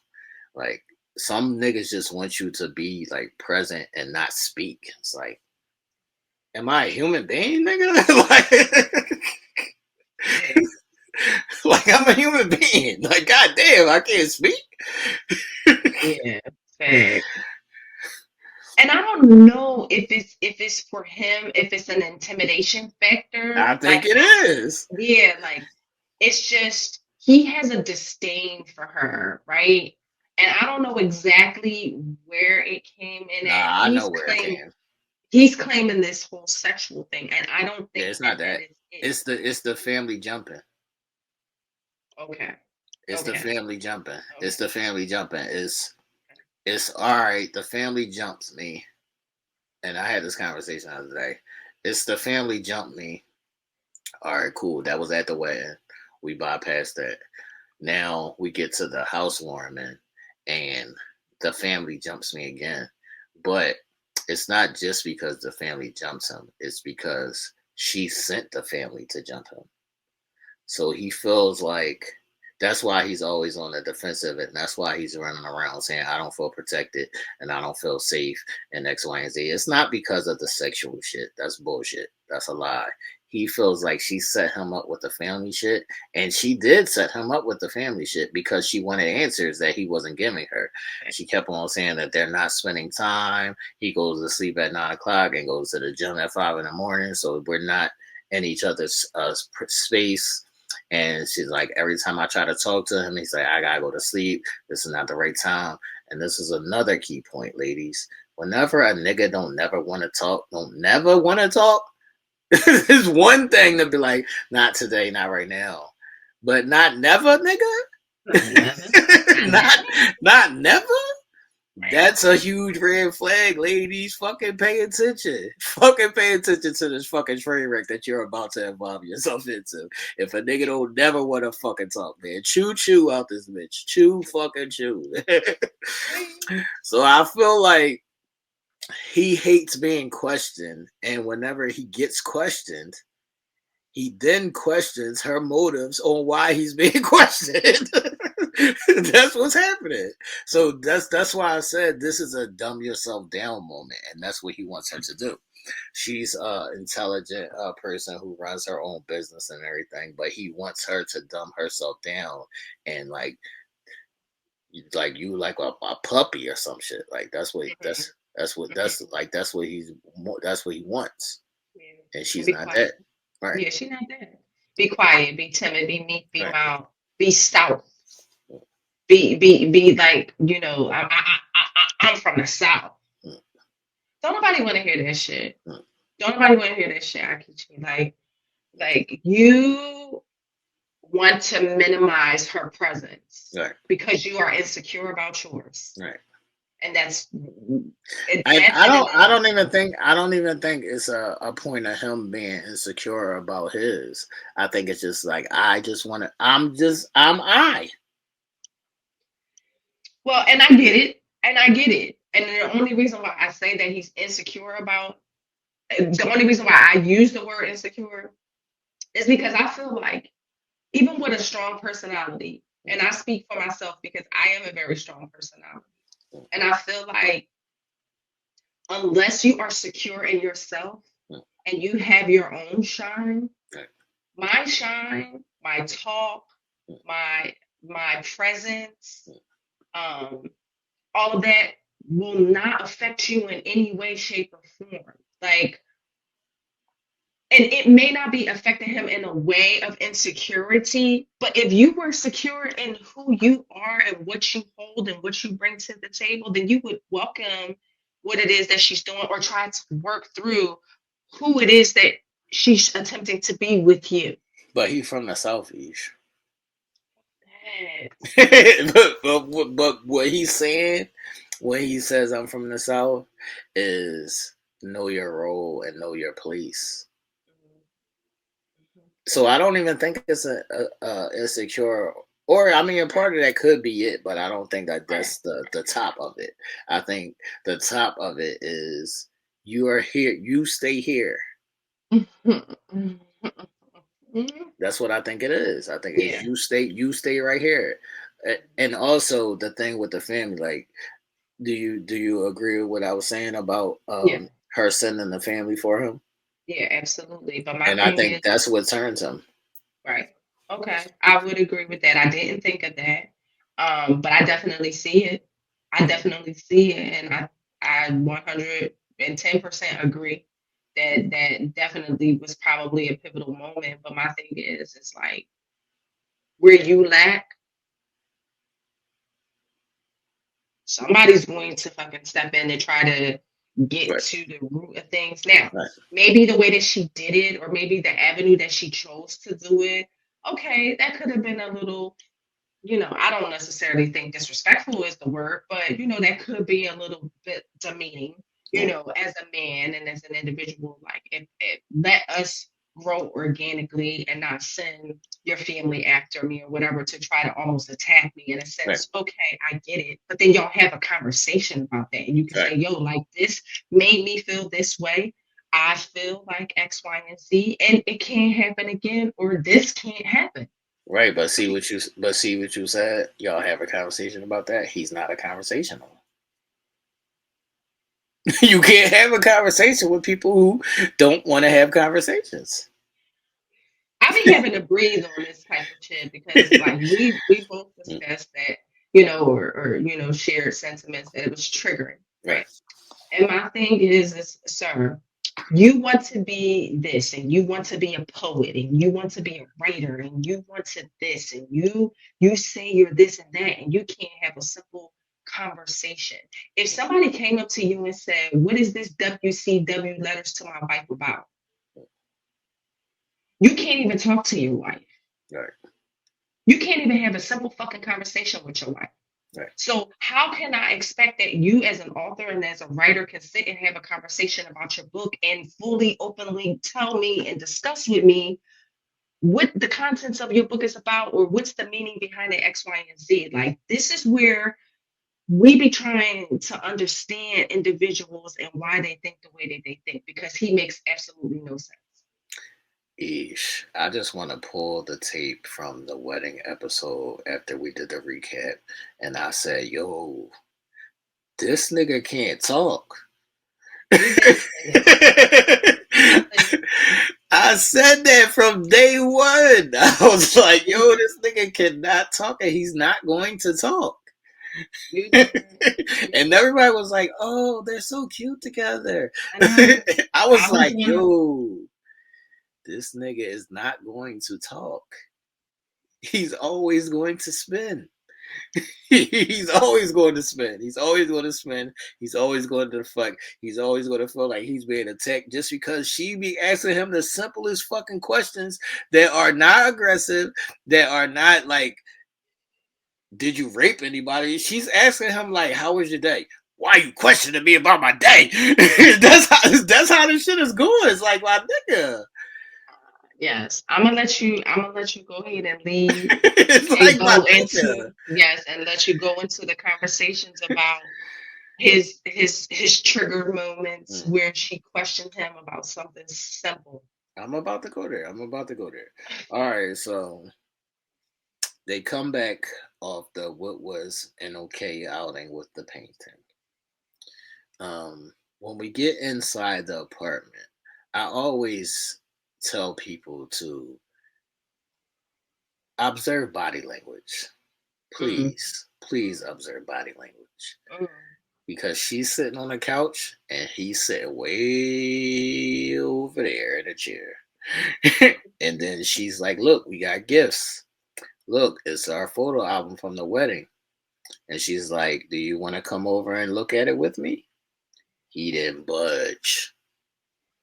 He was stuck to that chair like, I am not moving. Not even to come over there and sit down next to you to look at our wedding photo. If you don't think that that's a red flag, people, then I don't know what else to fucking tell you. I'm sorry. I don't know what else to fucking tell you. You're just blind. You're just blind. So he kept his distance. He stayed away from her. She's going through the pictures or whatever, and he's looking from a distance, but he's not really interested. He's still on his shit. This is the shit I'm talking about. I don't even want to have conversations with people like this. Like, leave me the fuck alone, please. Let's leave me the fuck alone. Like, we don't even need to talk anymore. We don't even need to communicate at all because I don't got time for this shit. You fucking upset for nothing. You're fucking upset for nothing. Nothing even happened. We had a good fucking time painting. Nigga, why you mad? What you mad about? He's still mad about that shit with the family. That's what I'm trying to tell you. My kid, he's still mad about that shit with the family, man. Right. And that's what it is. Yeah. He's still fucking mad about that shit. And you holding on to some shit, right? Like, I come with a clean space, clean energy, trying to enjoy this anniversary or whatever, and you still tight. Well, if you was tight and you really wasn't feeling it, fuck your effort.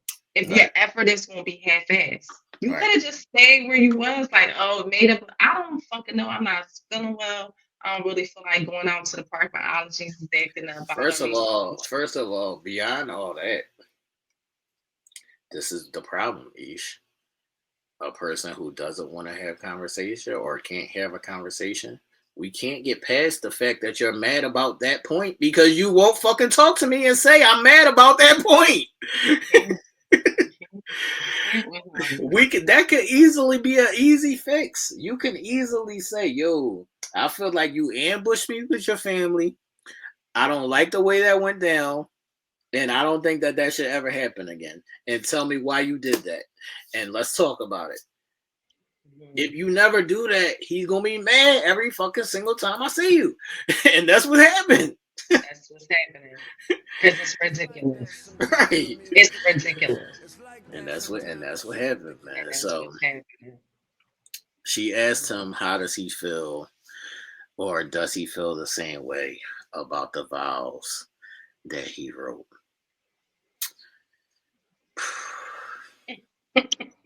See, I cannot. I just the passive aggressiveness and the tone and the anger behind your responses when we're just having a regular conversation. It's nothing malice in this. Like this is easy going. This is easy going. And he says, I meant what I said when I said it. She should have threw that shit at his fucking head. I'm against the violence. I'm against the violence. But if ever a time for violence, this was the time for violence. Throw that shit at his fucking head.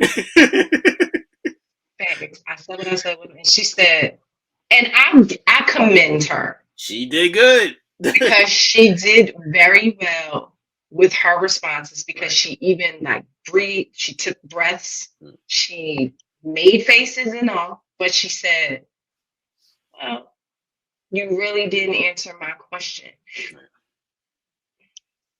And he went on a 10-minute tangent about how she shouldn't be question him, and you don't have to question me about my questions. Because first of all, what she asked, let's just state this, because he did make a point where he's saying, and I'll ask you this question as well, just from a male perspective.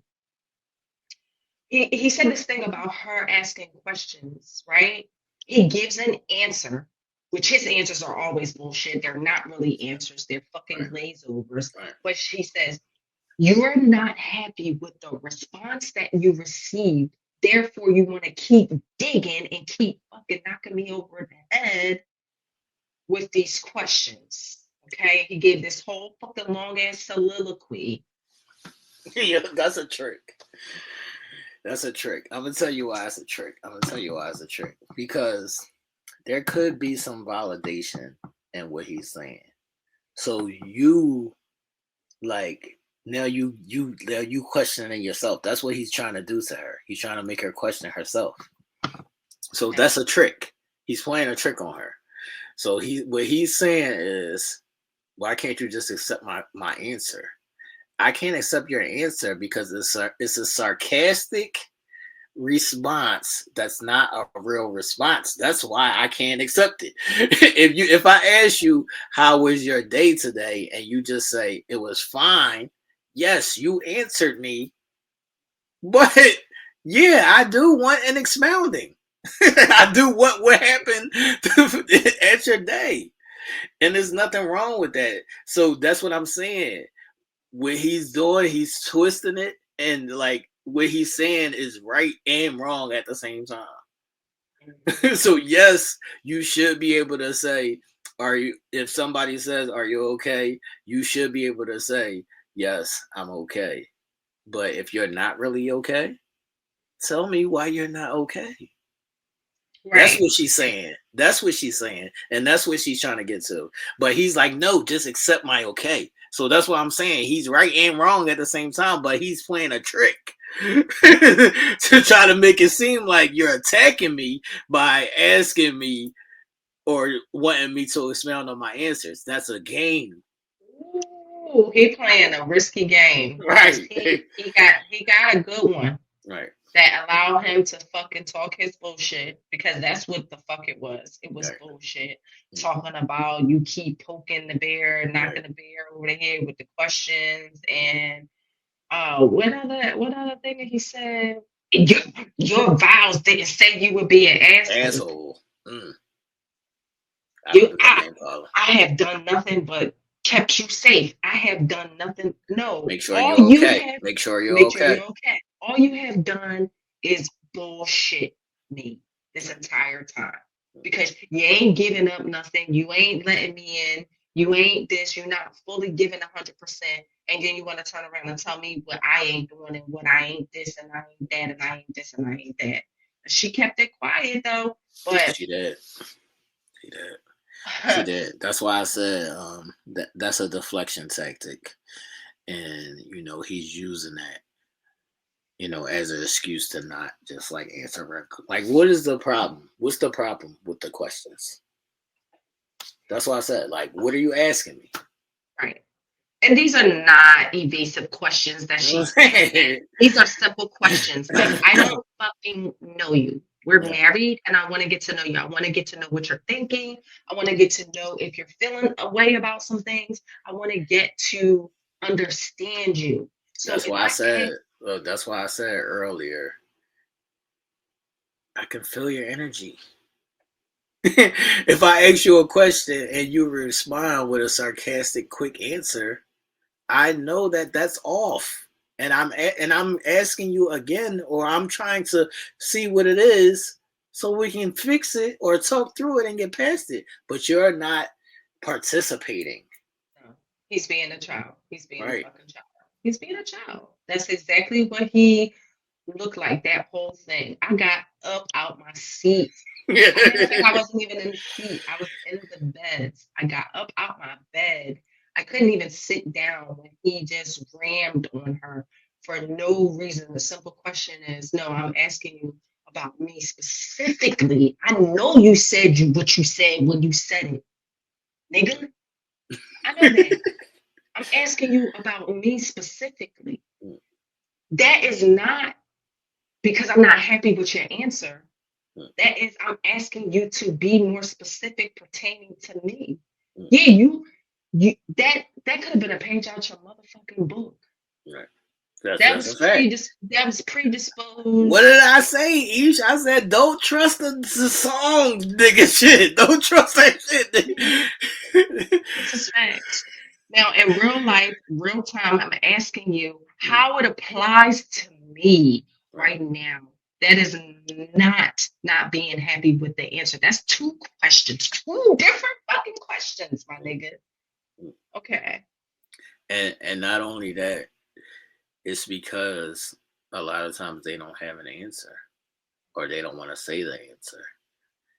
And in his instance, it is, yeah, what I wrote in my vows, I meant that then, and that's what I said when I said it. Yes, what he said was right.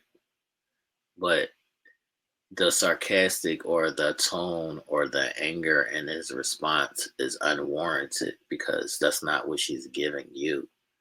And he's only doing that because he doesn't really want to say, I'm still mad at you because you ambushed me with your family. That's it. That's it. That's it. He done bore her to tears. All right, so she went in the bathroom and cried after he stormed out and left. He stormed out and left first, and then she went in the bathroom and bawled herself out. And then it got even uglier after that. It was just an ugly episode for Soul Paul and Eminem. And I did have in my notes that I do want to applaud her because all of that shit he did in the apartment, she took it. She didn't respond. She didn't get any nasty answers back. Her tone didn't change. She was receiving all the things that he said to her that was unwarranted. And she kept it cool. That's why I said, you gotta know when to, no, this motherfucker is on one. I'ma just, okay, you got it. That takes skill. Right. That takes skill, and that's a craft that I'm working on. I'm gonna say maybe about 3 years ago, I would have been at maybe 85%. I'm straight humming a book at you for that shit. To about now, I'm about 30%.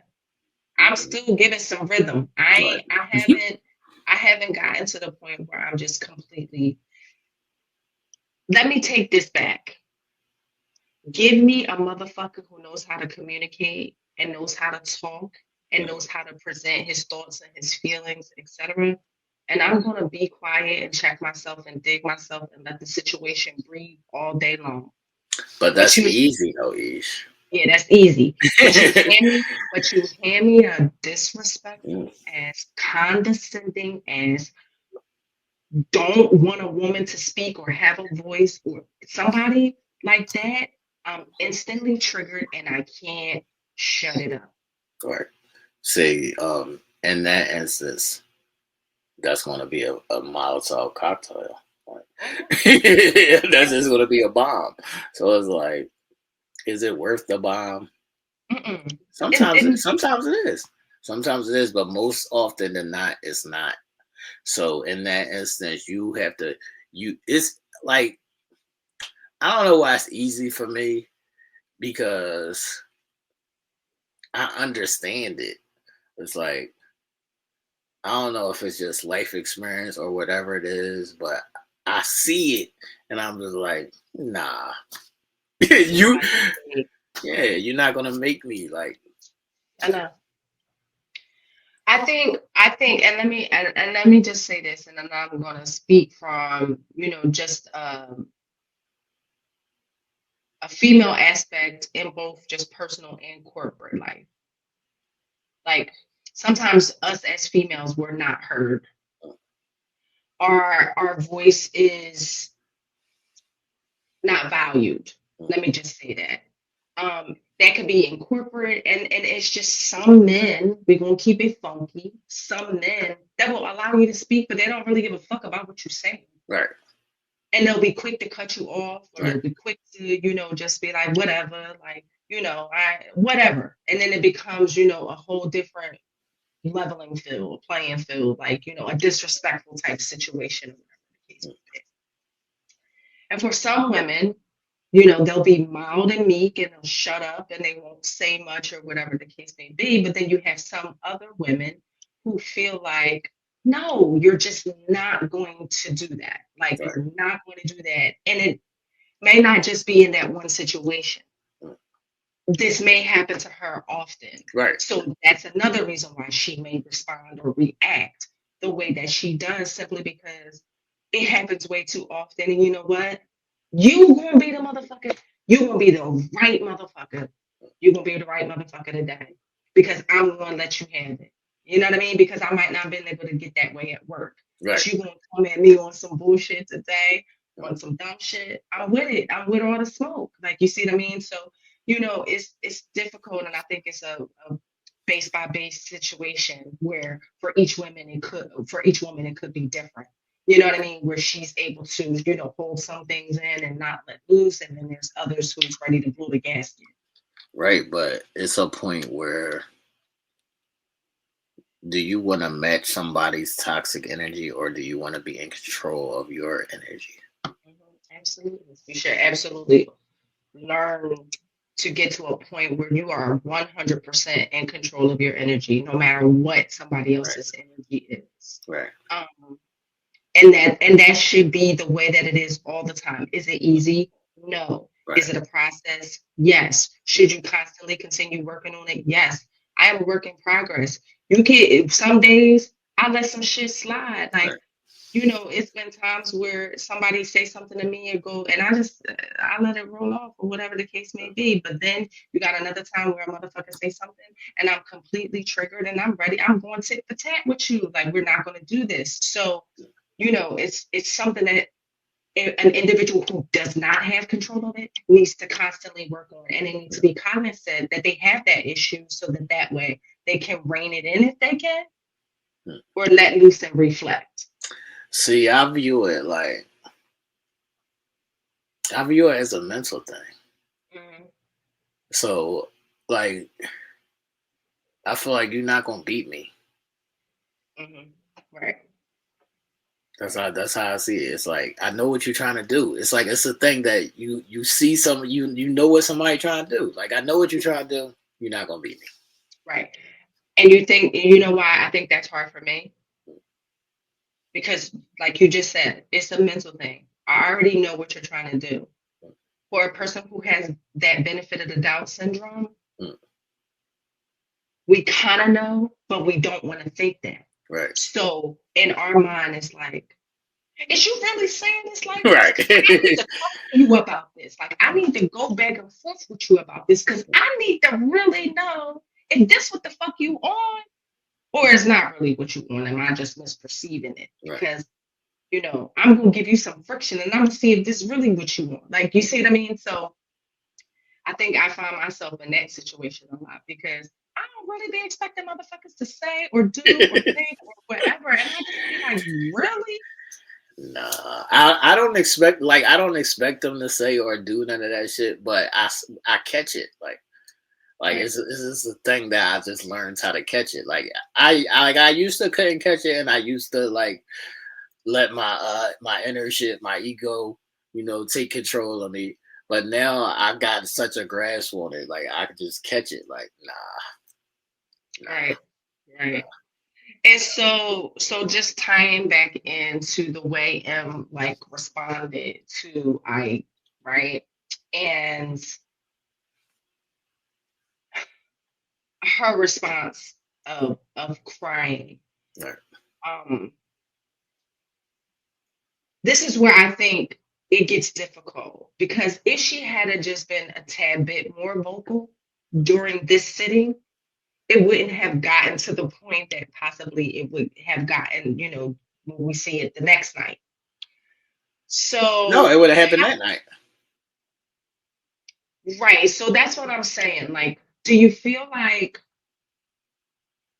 being quiet consistently, and not just in this situation, or in any situation, do you like, is there ever a bubbling point? Like, There's always a bubbling point, but like I view it as what you trying to get out of this, like what you want out of this, or what you trying to get out of this, because it's going to bubble over. It's always going to bubble over because it's disrespect. So at sometimes it's always going to bubble over, but is it worth me getting up, fucking you up? Yeah. and that's how I see it. And that's how I see it. Like I could play the shit in my head. Like, did that motherfucker just say such and such? Like, it's playing in my head while you still talking. It's playing in my head already. It's already playing in my head. Like, you just said something crazy. Like, while you still talking rambling, it's playing in my head. Like, and I'm like, nah. You ain't gonna get me. Like, you just ain't gonna get me. You just ain't gonna get me. Like, all right. Drop a gem on your girl real quick. So it's playing in your head. You know that person just said that. And you know that person said it and meant it the way exactly how they fucking said it. And you playing it in your head. And you say, no, you're not gonna get me. What is it that clicks you into that no, you're not gonna get me phase versus pulling their coattail, like calling them out on that? Like, what is that click for you? Because whatever you said to me, what I say, I know what I'm about to say, they're coming back. Like, there's no coming back. Like, I know whatever I say and do, there's no coming back. That's why I can always grab it. Because my response is not no coming back. So that's why I can catch it, because I know whatever I'm going to respond, saying or physically doing, it ain't going to be no coming back. That's why I can catch it and be like, no, you ain't going to get me. Okay. I got you. And the ego and pride, I think for me means it takes that's a big part of it for me too, because sometimes being silent and allowing you to say or do things is a blow to the ego and pride for me. Is it a blow to your ego though? You know who you are. Right. That's it exactly. It's just you obviously don't know. Right. Because else you wouldn't be doing this shit that you're doing right now. Right. And that's where I haven't learned to turn that. I'm gonna make sure you know who the fuck I am. Switch. Oh, I haven't learned how to do that. So that's why I was wondering, like, how do you it's make a it process. click? It's a process to make it click. But it's just like it's a constant like self-therapy thing that I do. So it's like I'm constantly like, you know how women look for or they want reassurance from, you know, their person or whatever. I give that to myself. Like I constantly give that to myself, and I constantly pour that into myself because I know what I could do, what I'm capable of, what I could say out of my mouth. So it's always there. I don't ever have to question it because I'm always pouring it into myself. Okay. So once you do that, then it'll be easier for you to have a control of it because you're not going to be reacting out of the ego and pride because I don't gotta prove it to you. Right. Okay. I needed this conversation. and Paul. And so Paul. Yeah, and the biggest lesson in that is that's what they want. Oh yeah. That's what they want. That's what they want. And not only do they want that, they want that so they can blame you. Yeah.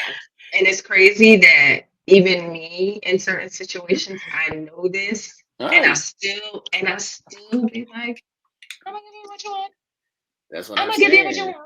what you want. I'm not going to allow you to do that so you can blame me. Right. It's like you could do some fucked up shit to me, and then when I react, you're gonna be like, "See, he did this to me." I'm like, "What? You forgot the shit that you did first?" Right, exactly. But that's what they want, so they can blame you. That's all it is. That's all it is. They want that. Like he wanted that exposure. We about to get into that. He wanted that exposure for her, so he can sit at the table with them and be like, "See, I did as he did, and you're not. I'm not going to give you that." And he's never seen that out of her before because she's always kept her composure, and I'm sure Tate will show that. Right. I'm sure until it no longer was cool for you to fuck with me because now you poking me. Right. But I get it, and we gotta learn to control the emotions. Gotta control it, man. You gotta control it because what's the win in it? What's the win in it? So you could be like, that motherfucker know he can't play with me. No, he's still gonna play with you. That's what I'm saying. It's not a win. It's no win in that. It's not a win in it. Yeah, because motherfuckers like that, or just individuals. I'm not gonna say motherfuckers like that because he a motherfucker all in the league of his own. Right. But it's just individuals like that who know what they're doing, who's trying to pull it out of you, who's trying to deflect, who's trying to utilize your strengths against you, or whatever the case may be. Like they know exactly what they're doing. They're trying to line you up, and you do have to be more in control. But in regards to him, you gotta be taken down. You gotta be taken down. Like you gotta be taken down. Like what does that mean, though? You gotta be taken. What does that mean, though? He need the book thrown at his head. Individuals this need to be stopped. I don't know. I don't think they can be stopped. I know, because no matter what you can do, you can go back and forth with them. You can give them what they want. You can just stand a third, and he's not just going to do it to, he's going to just continue to be who he is. Right. Yeah, I don't think demonic. Right. It's demonic. It's right. Demonic. That's why I said don't even play the game with them. Let them play by themselves. If that's how you want to play, go ahead and play with yourself. I'm not going to entertain that foolishness. I'm not going to entertain that foolishness. I'll be over here laughing. Go ahead. Go ahead. You over there being a fucking fool. Man.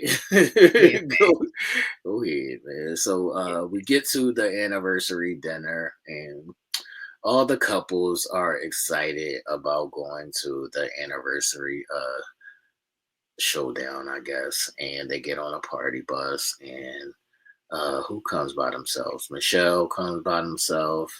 She said David was at work, which I think is bullshit. I mean, he did come, but this is our anniversary dinner. You can't call out of work. You can't get off of work. And I think you don't call out of work because you're not giving me anything for me to want me to call out of work. Same. So I'm going to work. And for you to treat me like you be bothered with me, so I'm going to work. I'm a slide through. Yeah, so I'm going to work. So that's what happened. So Eminem gets on the bus by herself, and all the couples are so confused because they haven't seen them this whole time, and they still think that they are this loving couple who we were all envious of at the beginning. And they're like, well, what is going on? And she's like, y'all don't even know the half of it. This nigga is cuckoo for Cocoa Puffs. This nigga is cuckoo for Cocoa Puffs. And the interesting part of it is she said that he came in and he grabbed his stuff and then he left. And they all went to the dinner. If you're upset or you don't fuck, why you come to the dinner? He's playing a game. That's what I'm trying to tell y'all. He's playing a game. And the game is I'm the victim, and I'm going to show y'all that she is crazy, and I'm the victim. He's playing a game. When he walked in, I was like, I was on the bed, and I threw my fucking hands up. How can you play the victim when you walk in with that energy? How? He walked in on one. People were speaking to him, and he's like, like, I want to know what makes him think he is a god. Well, I spoke to you earlier about people thinking that they're gods and they're not there. So that's a whole nother conversation for another day. Another conversation for another day. But his demeanor is with everybody. Nobody in that group did nothing to you. Right. But you know what it was? He already knew that they probably were asking her, right. Well, where's Ike? Right. Or where's Ikechi? Or whatever the case may be. And so he already knew he was the topic of discussion. So when he walked in, he wanted to bring that funky ass attitude. Right. He wanted to bring that funky ass energy. And he probably said, you know what? I'm walking in and I'm just going to blow shit up. Like, I'm just going to fuck up the night. Because that's what he did. I don't even think it's on the point of the I'm going to fuck up the night. It's the point that I want y'all to feel sorry for me. I want y'all to be like, no, he's a good guy. It's her. That's what he want. That's why I said don't play with these people. Let them play with their fucking selves. Let them play with their fucking selves. That's what they want. They want to be like, no, I don't feel protected. I feel scared. She was trying to rape me. Nigga, what nigga ever said a girl was trying to rape him? That I'm married to. She really wasn't even trying to rape you. That's a fact. Like, stop it. When she wasn't even trying to rape you, but you was the first one with the sexual content. That's a fact. That's a fact. Context. So stop it. And never address that. Did he ever even answer when she said, well, what happened? You said you was the first person to put her hands on you. He never answered that. Never did. That's what I said. He's a skater. He's a rock star. This nigga's a rock star. He's a skater and a rock star. The nigga is playing a game, man. He's playing a game of I'm here and you know your role and your place. Mm-hmm. That's all it is. That's all it is. That's all it is. Mm-hmm.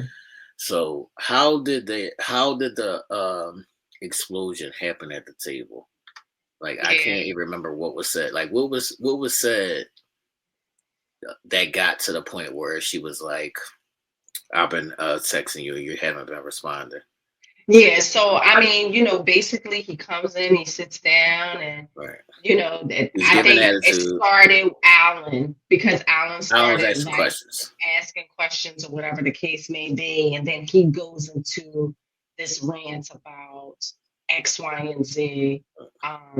You know, and he didn't say there's no peace in his home at this time. Basically, he said that. Yeah, he did. Yeah. So I don't feel protected. I don't feel protected. There's this, and and I can't talk to her, this, that, and the third. And she says, I've been trying to talk. I think that's when it got to that point. She says, I've been texting you and calling you. They showed the text messages or whatever prior to the dinner, where she basically was having a confessional and says, hey, listen, I've been reaching out to him. He hasn't responded, this, that, and the third. So she says, I've been trying to reach out to you, this, that, and the third. Okay, how do you haven't? Hold on, how do you feel about Alan questioning him?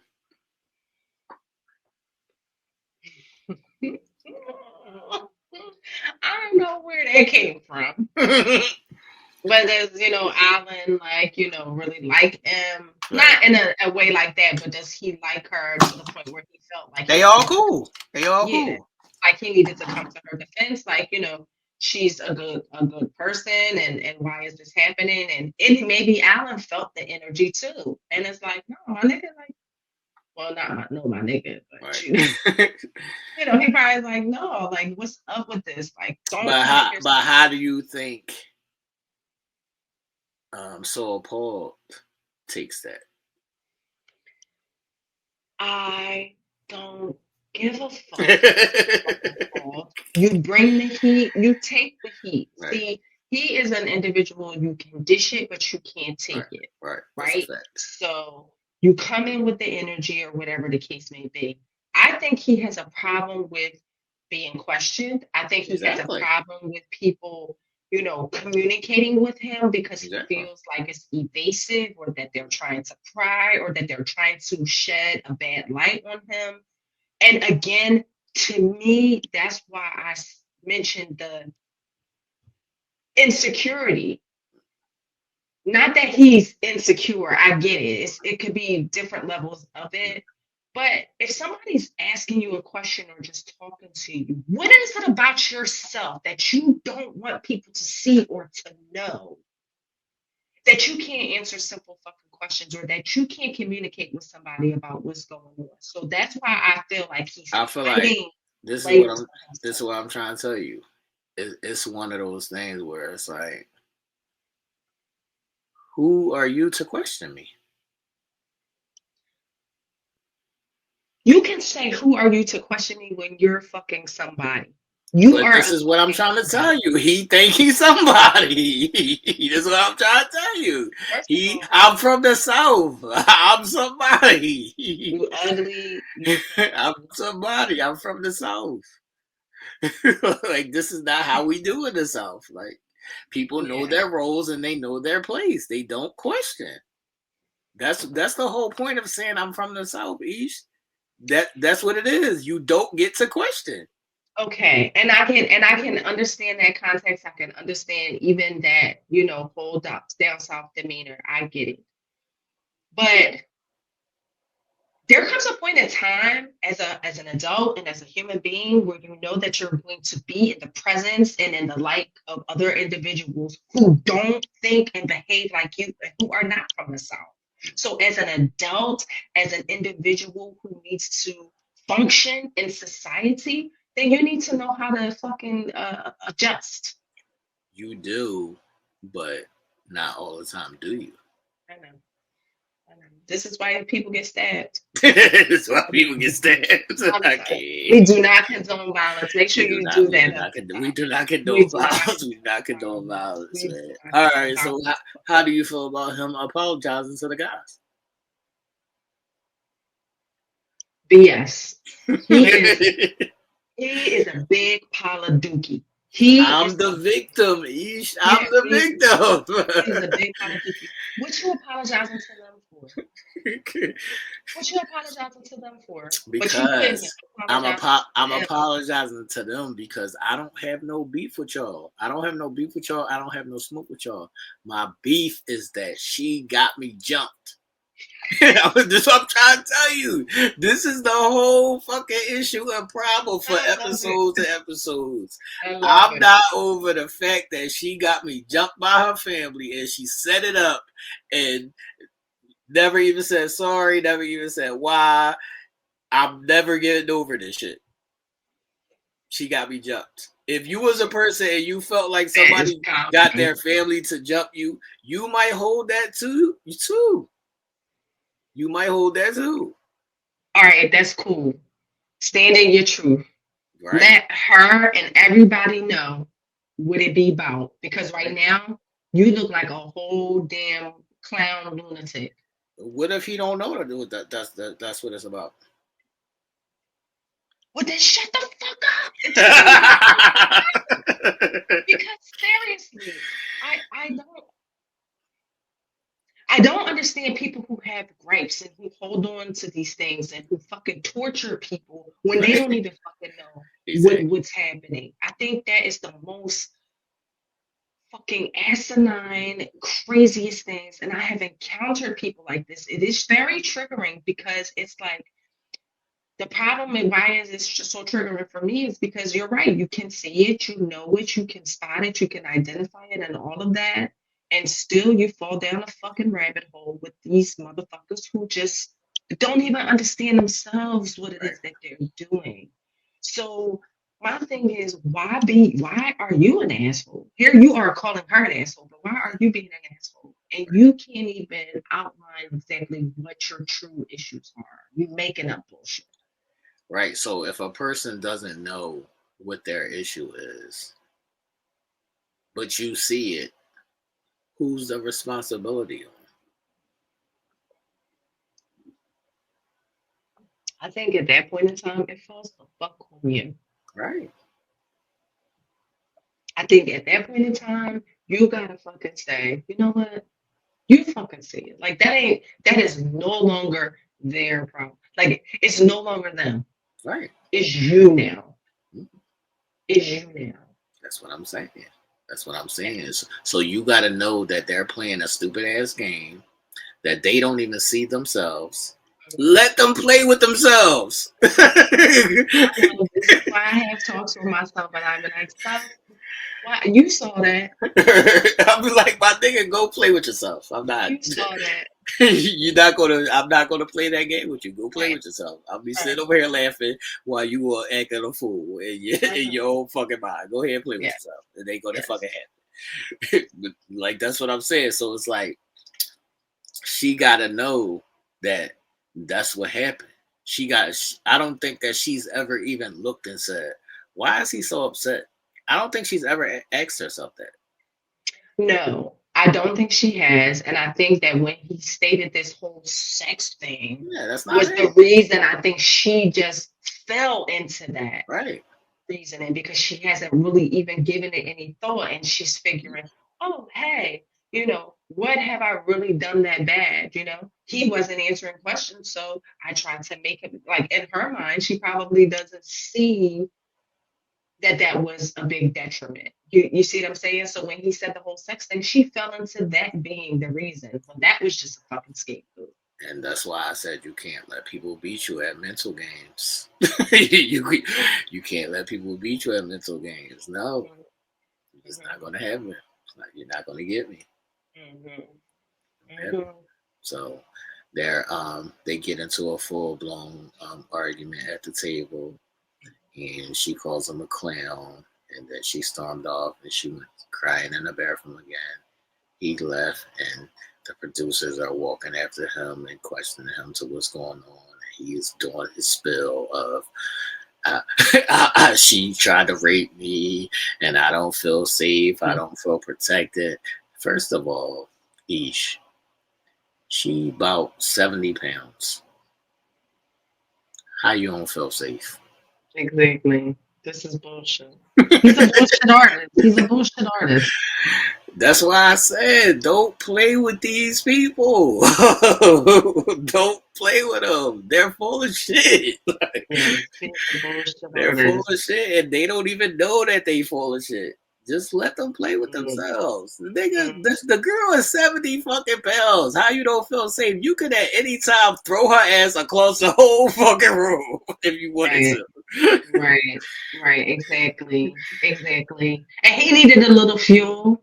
He needed a little injection of hubris or machismo, whatever he needed by this whole dinner scene, he got. She added to it. You know, she gave him what it was that he was looking for, what it is that he needed, and what's driving his fucking car. What did he say at the dinner scene? What did he say to her? He didn't do none of the shit that he does when he's with her. Look what he did at the dinner scene. He was playing a game. He let her. He played. Right. You didn't text me. I don't feel this. We all saw the text messages. We all saw her crying in the bed. We all saw him leave. Nigga, who you lying to? Right. And I think that's what sent her through the roof. Like, now you're gonna sit here and play this game with me. She knew it. She knew it. That's why she went through the roof like she did. And this is the part where women be like, you trying to make me look like I'm crazy. Don't fall for it. Don't fall for it. Is always to try to make sure that people don't know that it's not you. I think that's always the first goal and the first go-to. Like, oh, I'm gonna make sure that a motherfucker know that it's not me. I'm going here, I'm gonna spill it out, I'm gonna spell it out, whatever the case may be, so that y'all can see that it's really him. Right, but what did it look like at the dinner? She looked like the monkey. She looked like the monkey. I'm always the monkey. She looked like the monkey. She looked like the monkey because she's storming off. She's calling him names. He never calls her name. You have to see what motherfuckers is doing. You gotta see what motherfuckers is doing. You gotta see it, and you gotta see past your own desire to want people to understand and know what is the saying and how the saying goes. Nobody can tell who's the fool. Right. When you arguing with a fool. When you arguing with a fool, because nobody can tell the difference. Like, nobody can tell. Like, you know what I mean? So it's just like, and if you're the one where he's on calm, cool, and collected, and you're super triggered, like, in front of all these people on these cameras and act like X, Y, and Z. Oh, I'm gonna fucking lose it. Look at how it looks, Ish. Look at how it looks. She called him a clown. She stormed out. He got everybody saying he told everybody she tried to rape him. He got her looking wow. She's a whole professional nurse practitioner with a business, with clientele, etc. You are making her look horrible. For what? Because it's a game to them. It's a game. It's insane. It's insane. It is insane. It is insane. It is insane, but it's a game. And it's like intellect thing. That's what it is. It's a mind game. Right. So it's like if you fall for it and you let your emotions beat you, you lost. You lost. And that's always the way that it is. And not only that, when you do that, you feel like on top of losing yourself, on top of losing your composure, you're really the one who's drained. While the other person is able to, feel like he chilling. He chilling. Yeah, because this emotional, this, you know what I mean? And you can't even argue with that because that's exactly what it is. That's exactly what it is. And at that point in time, if you're in the motion, in the moment of it, you know, she felt like she had to defend herself and had to defend her character and had to defend her honor, her own self, or but that's whatever the the case problem. may be. That's the You're not problem. really doing that. Right. No, not even that you're not really doing that because you're having an emotional outburst, so you're gonna look crazy regardless. But you don't have to defend your character. Your character shows. Right. And that's the point that people forget all the time. All the time. Right. And that's why I said you can't get me because my ego knows who I am. So you can play if you want to play. Right. I'm not playing with you. I know what I'm capable of. Right. Right. Oh my God. I don't know. The next time I go to Spaz off, I'm gonna call the T, y'all. I'm like, walk me off the ledge, my nigga. Walk me off the ledge. Telling you, man. They want to be able to say, see. That's exactly why I don't do this. Exactly why I don't do that. Right. Because of X, Y, and Z, and because they act just like you act. That's what it is. That's what it is, man. But Ike packed this shit up.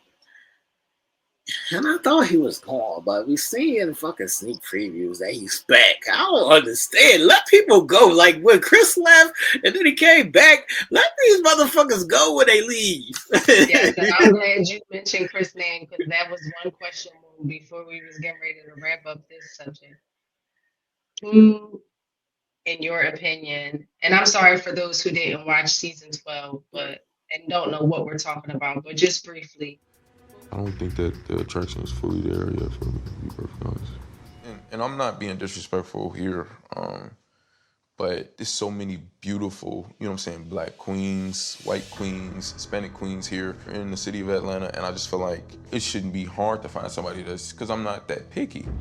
But no, Chris, but you're not that picky. Y'all, out of all the millions of women here, y'all picked the one that was just like. Who is worse, in your opinion? Oh, definitely Ike Raw is worse. Okay, so you think Ike Raw is worse. Chris was an asshole, but he was still honest, and he still said the shit out of his mouth. I'm not attracted to her. It's X, Y, and Z. He still said the shit that needed to be said.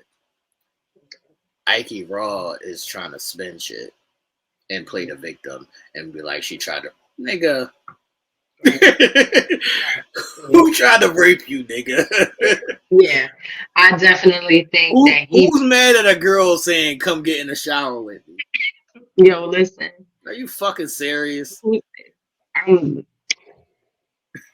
Because we know that even with her being confident and even forward or whatever the case may be, we know she's not doing it. We know she's not being like, she following vibes with you, my nigga. Like, seriously. You're doing too much now. You know, it becomes to a point of slander, almost. Like, you know what I mean?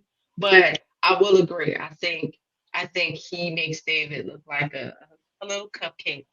Right. Like a little sweet, little fluffy, little, you know, person. Like, he ain't even that bad. He's worse. That's why I always say, or, you know, we've been talking about who's worse, the physical abuser or the verbal and mental abuser. Right. They are worse. Right. Yep, you're right. Yep. Mm-mm. That's what it is, man. See, she should have Tina Turnered his ass. I can't. I had to. I'm sorry. We do not condone violence. If she Tina Turner's his ass, who looks bad? She does. He gets to say, see, I told y'all, she's aggressive. Look. Y'all wouldn't see everything. Y'all didn't see everything. Yes, you're right. This is what I got to deal with behind the scenes. She's aggressive. You are absolutely right. You are absolutely right. The producers was even looking at him crazy. The producer was just sitting there, and she just was like, "Okay, like I'm hearing you, but I ain't really hearing you because now you just talking. Like, it's just too much. Right. So, wrapping up, this is episode 10. I don't know. I think we got at least 3, 4 episodes left, maybe, before we get to the reunion show. Hopefully, well, I would expect that the experts have to be at the next episode just because of what just happened between them two. So hopefully, or maybe they might just have this be a cooling off episode, but we'll see. I'm excited to see, how it unravels. I do see Camille and Thomas as being the only couple that stays married. Even if Madison and Alan stay married, that's going to fizzle out. But we did see some fireworks in their sneak preview as well. So who knows? At this point, who knows who stays married and who gets divorced? The only thing we do know is that Camille and Thomas is the only couple that smashed. That's the only thing that we do know. All these couple being at the 1 month point and them being the only couple that smashed says a lot as well. And a lot of times people are going to say it's good to wait, whatever it may be, get to know somebody first. Sometimes you're wasting time. So I would say to however it is, case by case scenario, you decide if you want to smash somebody or not. If you want to smash them, smash them. And then if you want to stop talking to the nigga 3 days later, that's your fucking choice. You're a fucking grown up. Be a grown up is what I'm saying. So that's my take on episode 10. Man, what are your thoughts as we wrap up? Any more questions? No. Where do we go from here? That's my question. Where do we go from here? I'm appalled, like Mr. Appalled. Like this episode blew my mind. Because I just, what the fuck was the doctors, like, what were they thinking of when they selected these people? Like, nobody likes each other. Nobody. Yeah, that's a fact. I mean, they look good on paper, I guess. But yeah, they was good on paper. They was good on paper. And also, something that I said earlier, the specifying part. Yeah. They didn't, I feel like most of them didn't specify specifically what they want or need. Right. They just gave a general, thing. And that's probably why they were mismatched. And going on paper, it's easy to mismatch people. Yeah. It's easy to mismatch people. And also, you don't know who's going to be compatible when they're face to face. Yeah. When they're around each other. Yeah.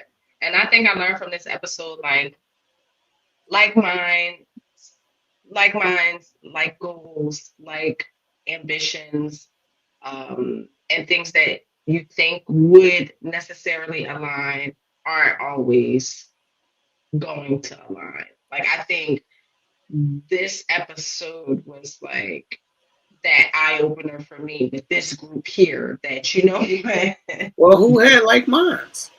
But, well, not like minds, but just similarities with family, love, career, wanting that. I mean, you as you get to know somebody, you can see if your thoughts and your things are alike. But just in regards to, wanting to find love, family, career, ambition. But that's why I said, yeah. I don't mean to cut you off, but that's why I said, be careful of wanting the title. Yeah. Instead of wanting a person. Wanting a person, right. And the opportunity to get to grow into that person. Like, because you can want something so bad that you're just be willing to do, like these people, like David, for instance, he wants it so bad and he wants to see it happen so bad that he's just willing to take whatever just to continue it on. Alan, we see that. We're going to see that. Look at poor Alan. I've never had a girl that's beautiful. Look at poor Alan. I've never had a girl that's beautiful. What is he gonna do? He feels like he's communicating well, and he's saying, "Well, what is it that we can do to, maybe possibly X, Y, and Z?" Just because of his want and desire to just have that title.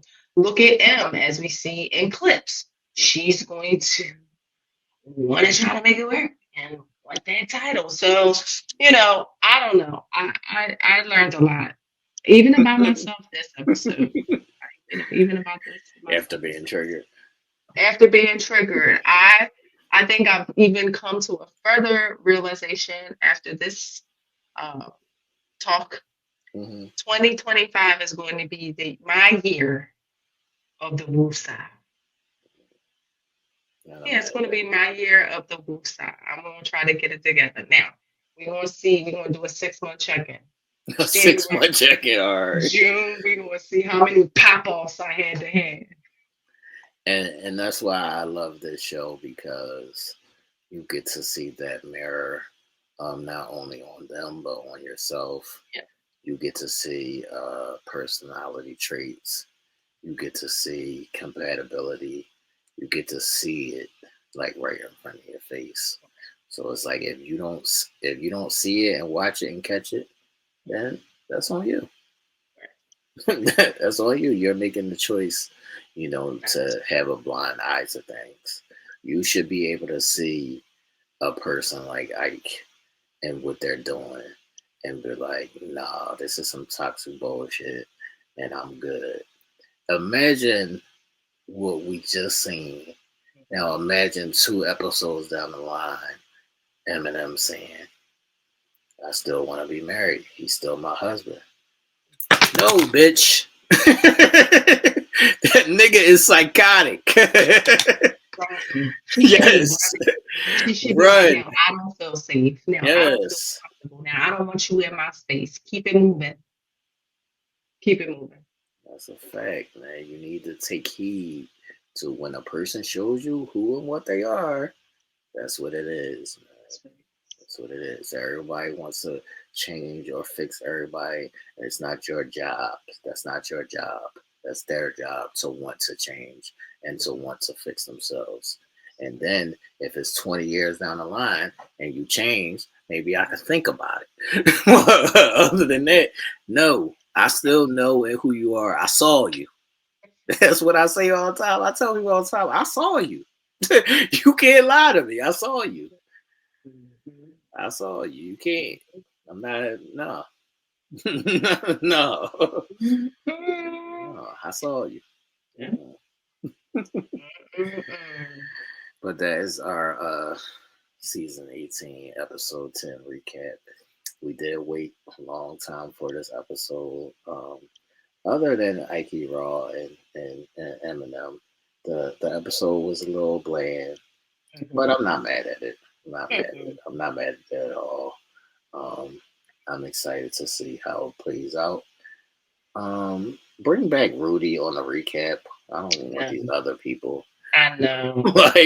At first I was against Rudy, and now I'm missing Rudy. I was like, what? And I mean, he was the original for the reunions, and I guess he's probably still going to be a part of the reunions. Yeah, I'm fine with that, but I want Rudy on the recap because she be asking them the questions. Yes. So we'll see. Hopefully she'll be back next week. I think this was like a pivotal episode, so maybe they had this like a different little after party type thing or mid season type situation. So we'll see what next week brings. Right. So any last words? I think next week is gonna be a showdown. Yeah, I think next week will be a showdown. So I can't wait. Another showdown? God damn, I don't know if I can take any more showdowns, man. That was emotional for me. I'm not even in it. But I think some shit is definitely gonna pop off. So we'll see. I'm interested to see what happens next week. Ike Raw was fucking pushing my nerves, man. Yes. I can't take this nigga. So we shall see. We shall see. But that is our recap. People, make sure y'all hit that like button. Share the video, post your comments and your thoughts. Make sure you hit that live bell notification. We will see y'all next time for our recap from episode 11. Have a good one. Deuces.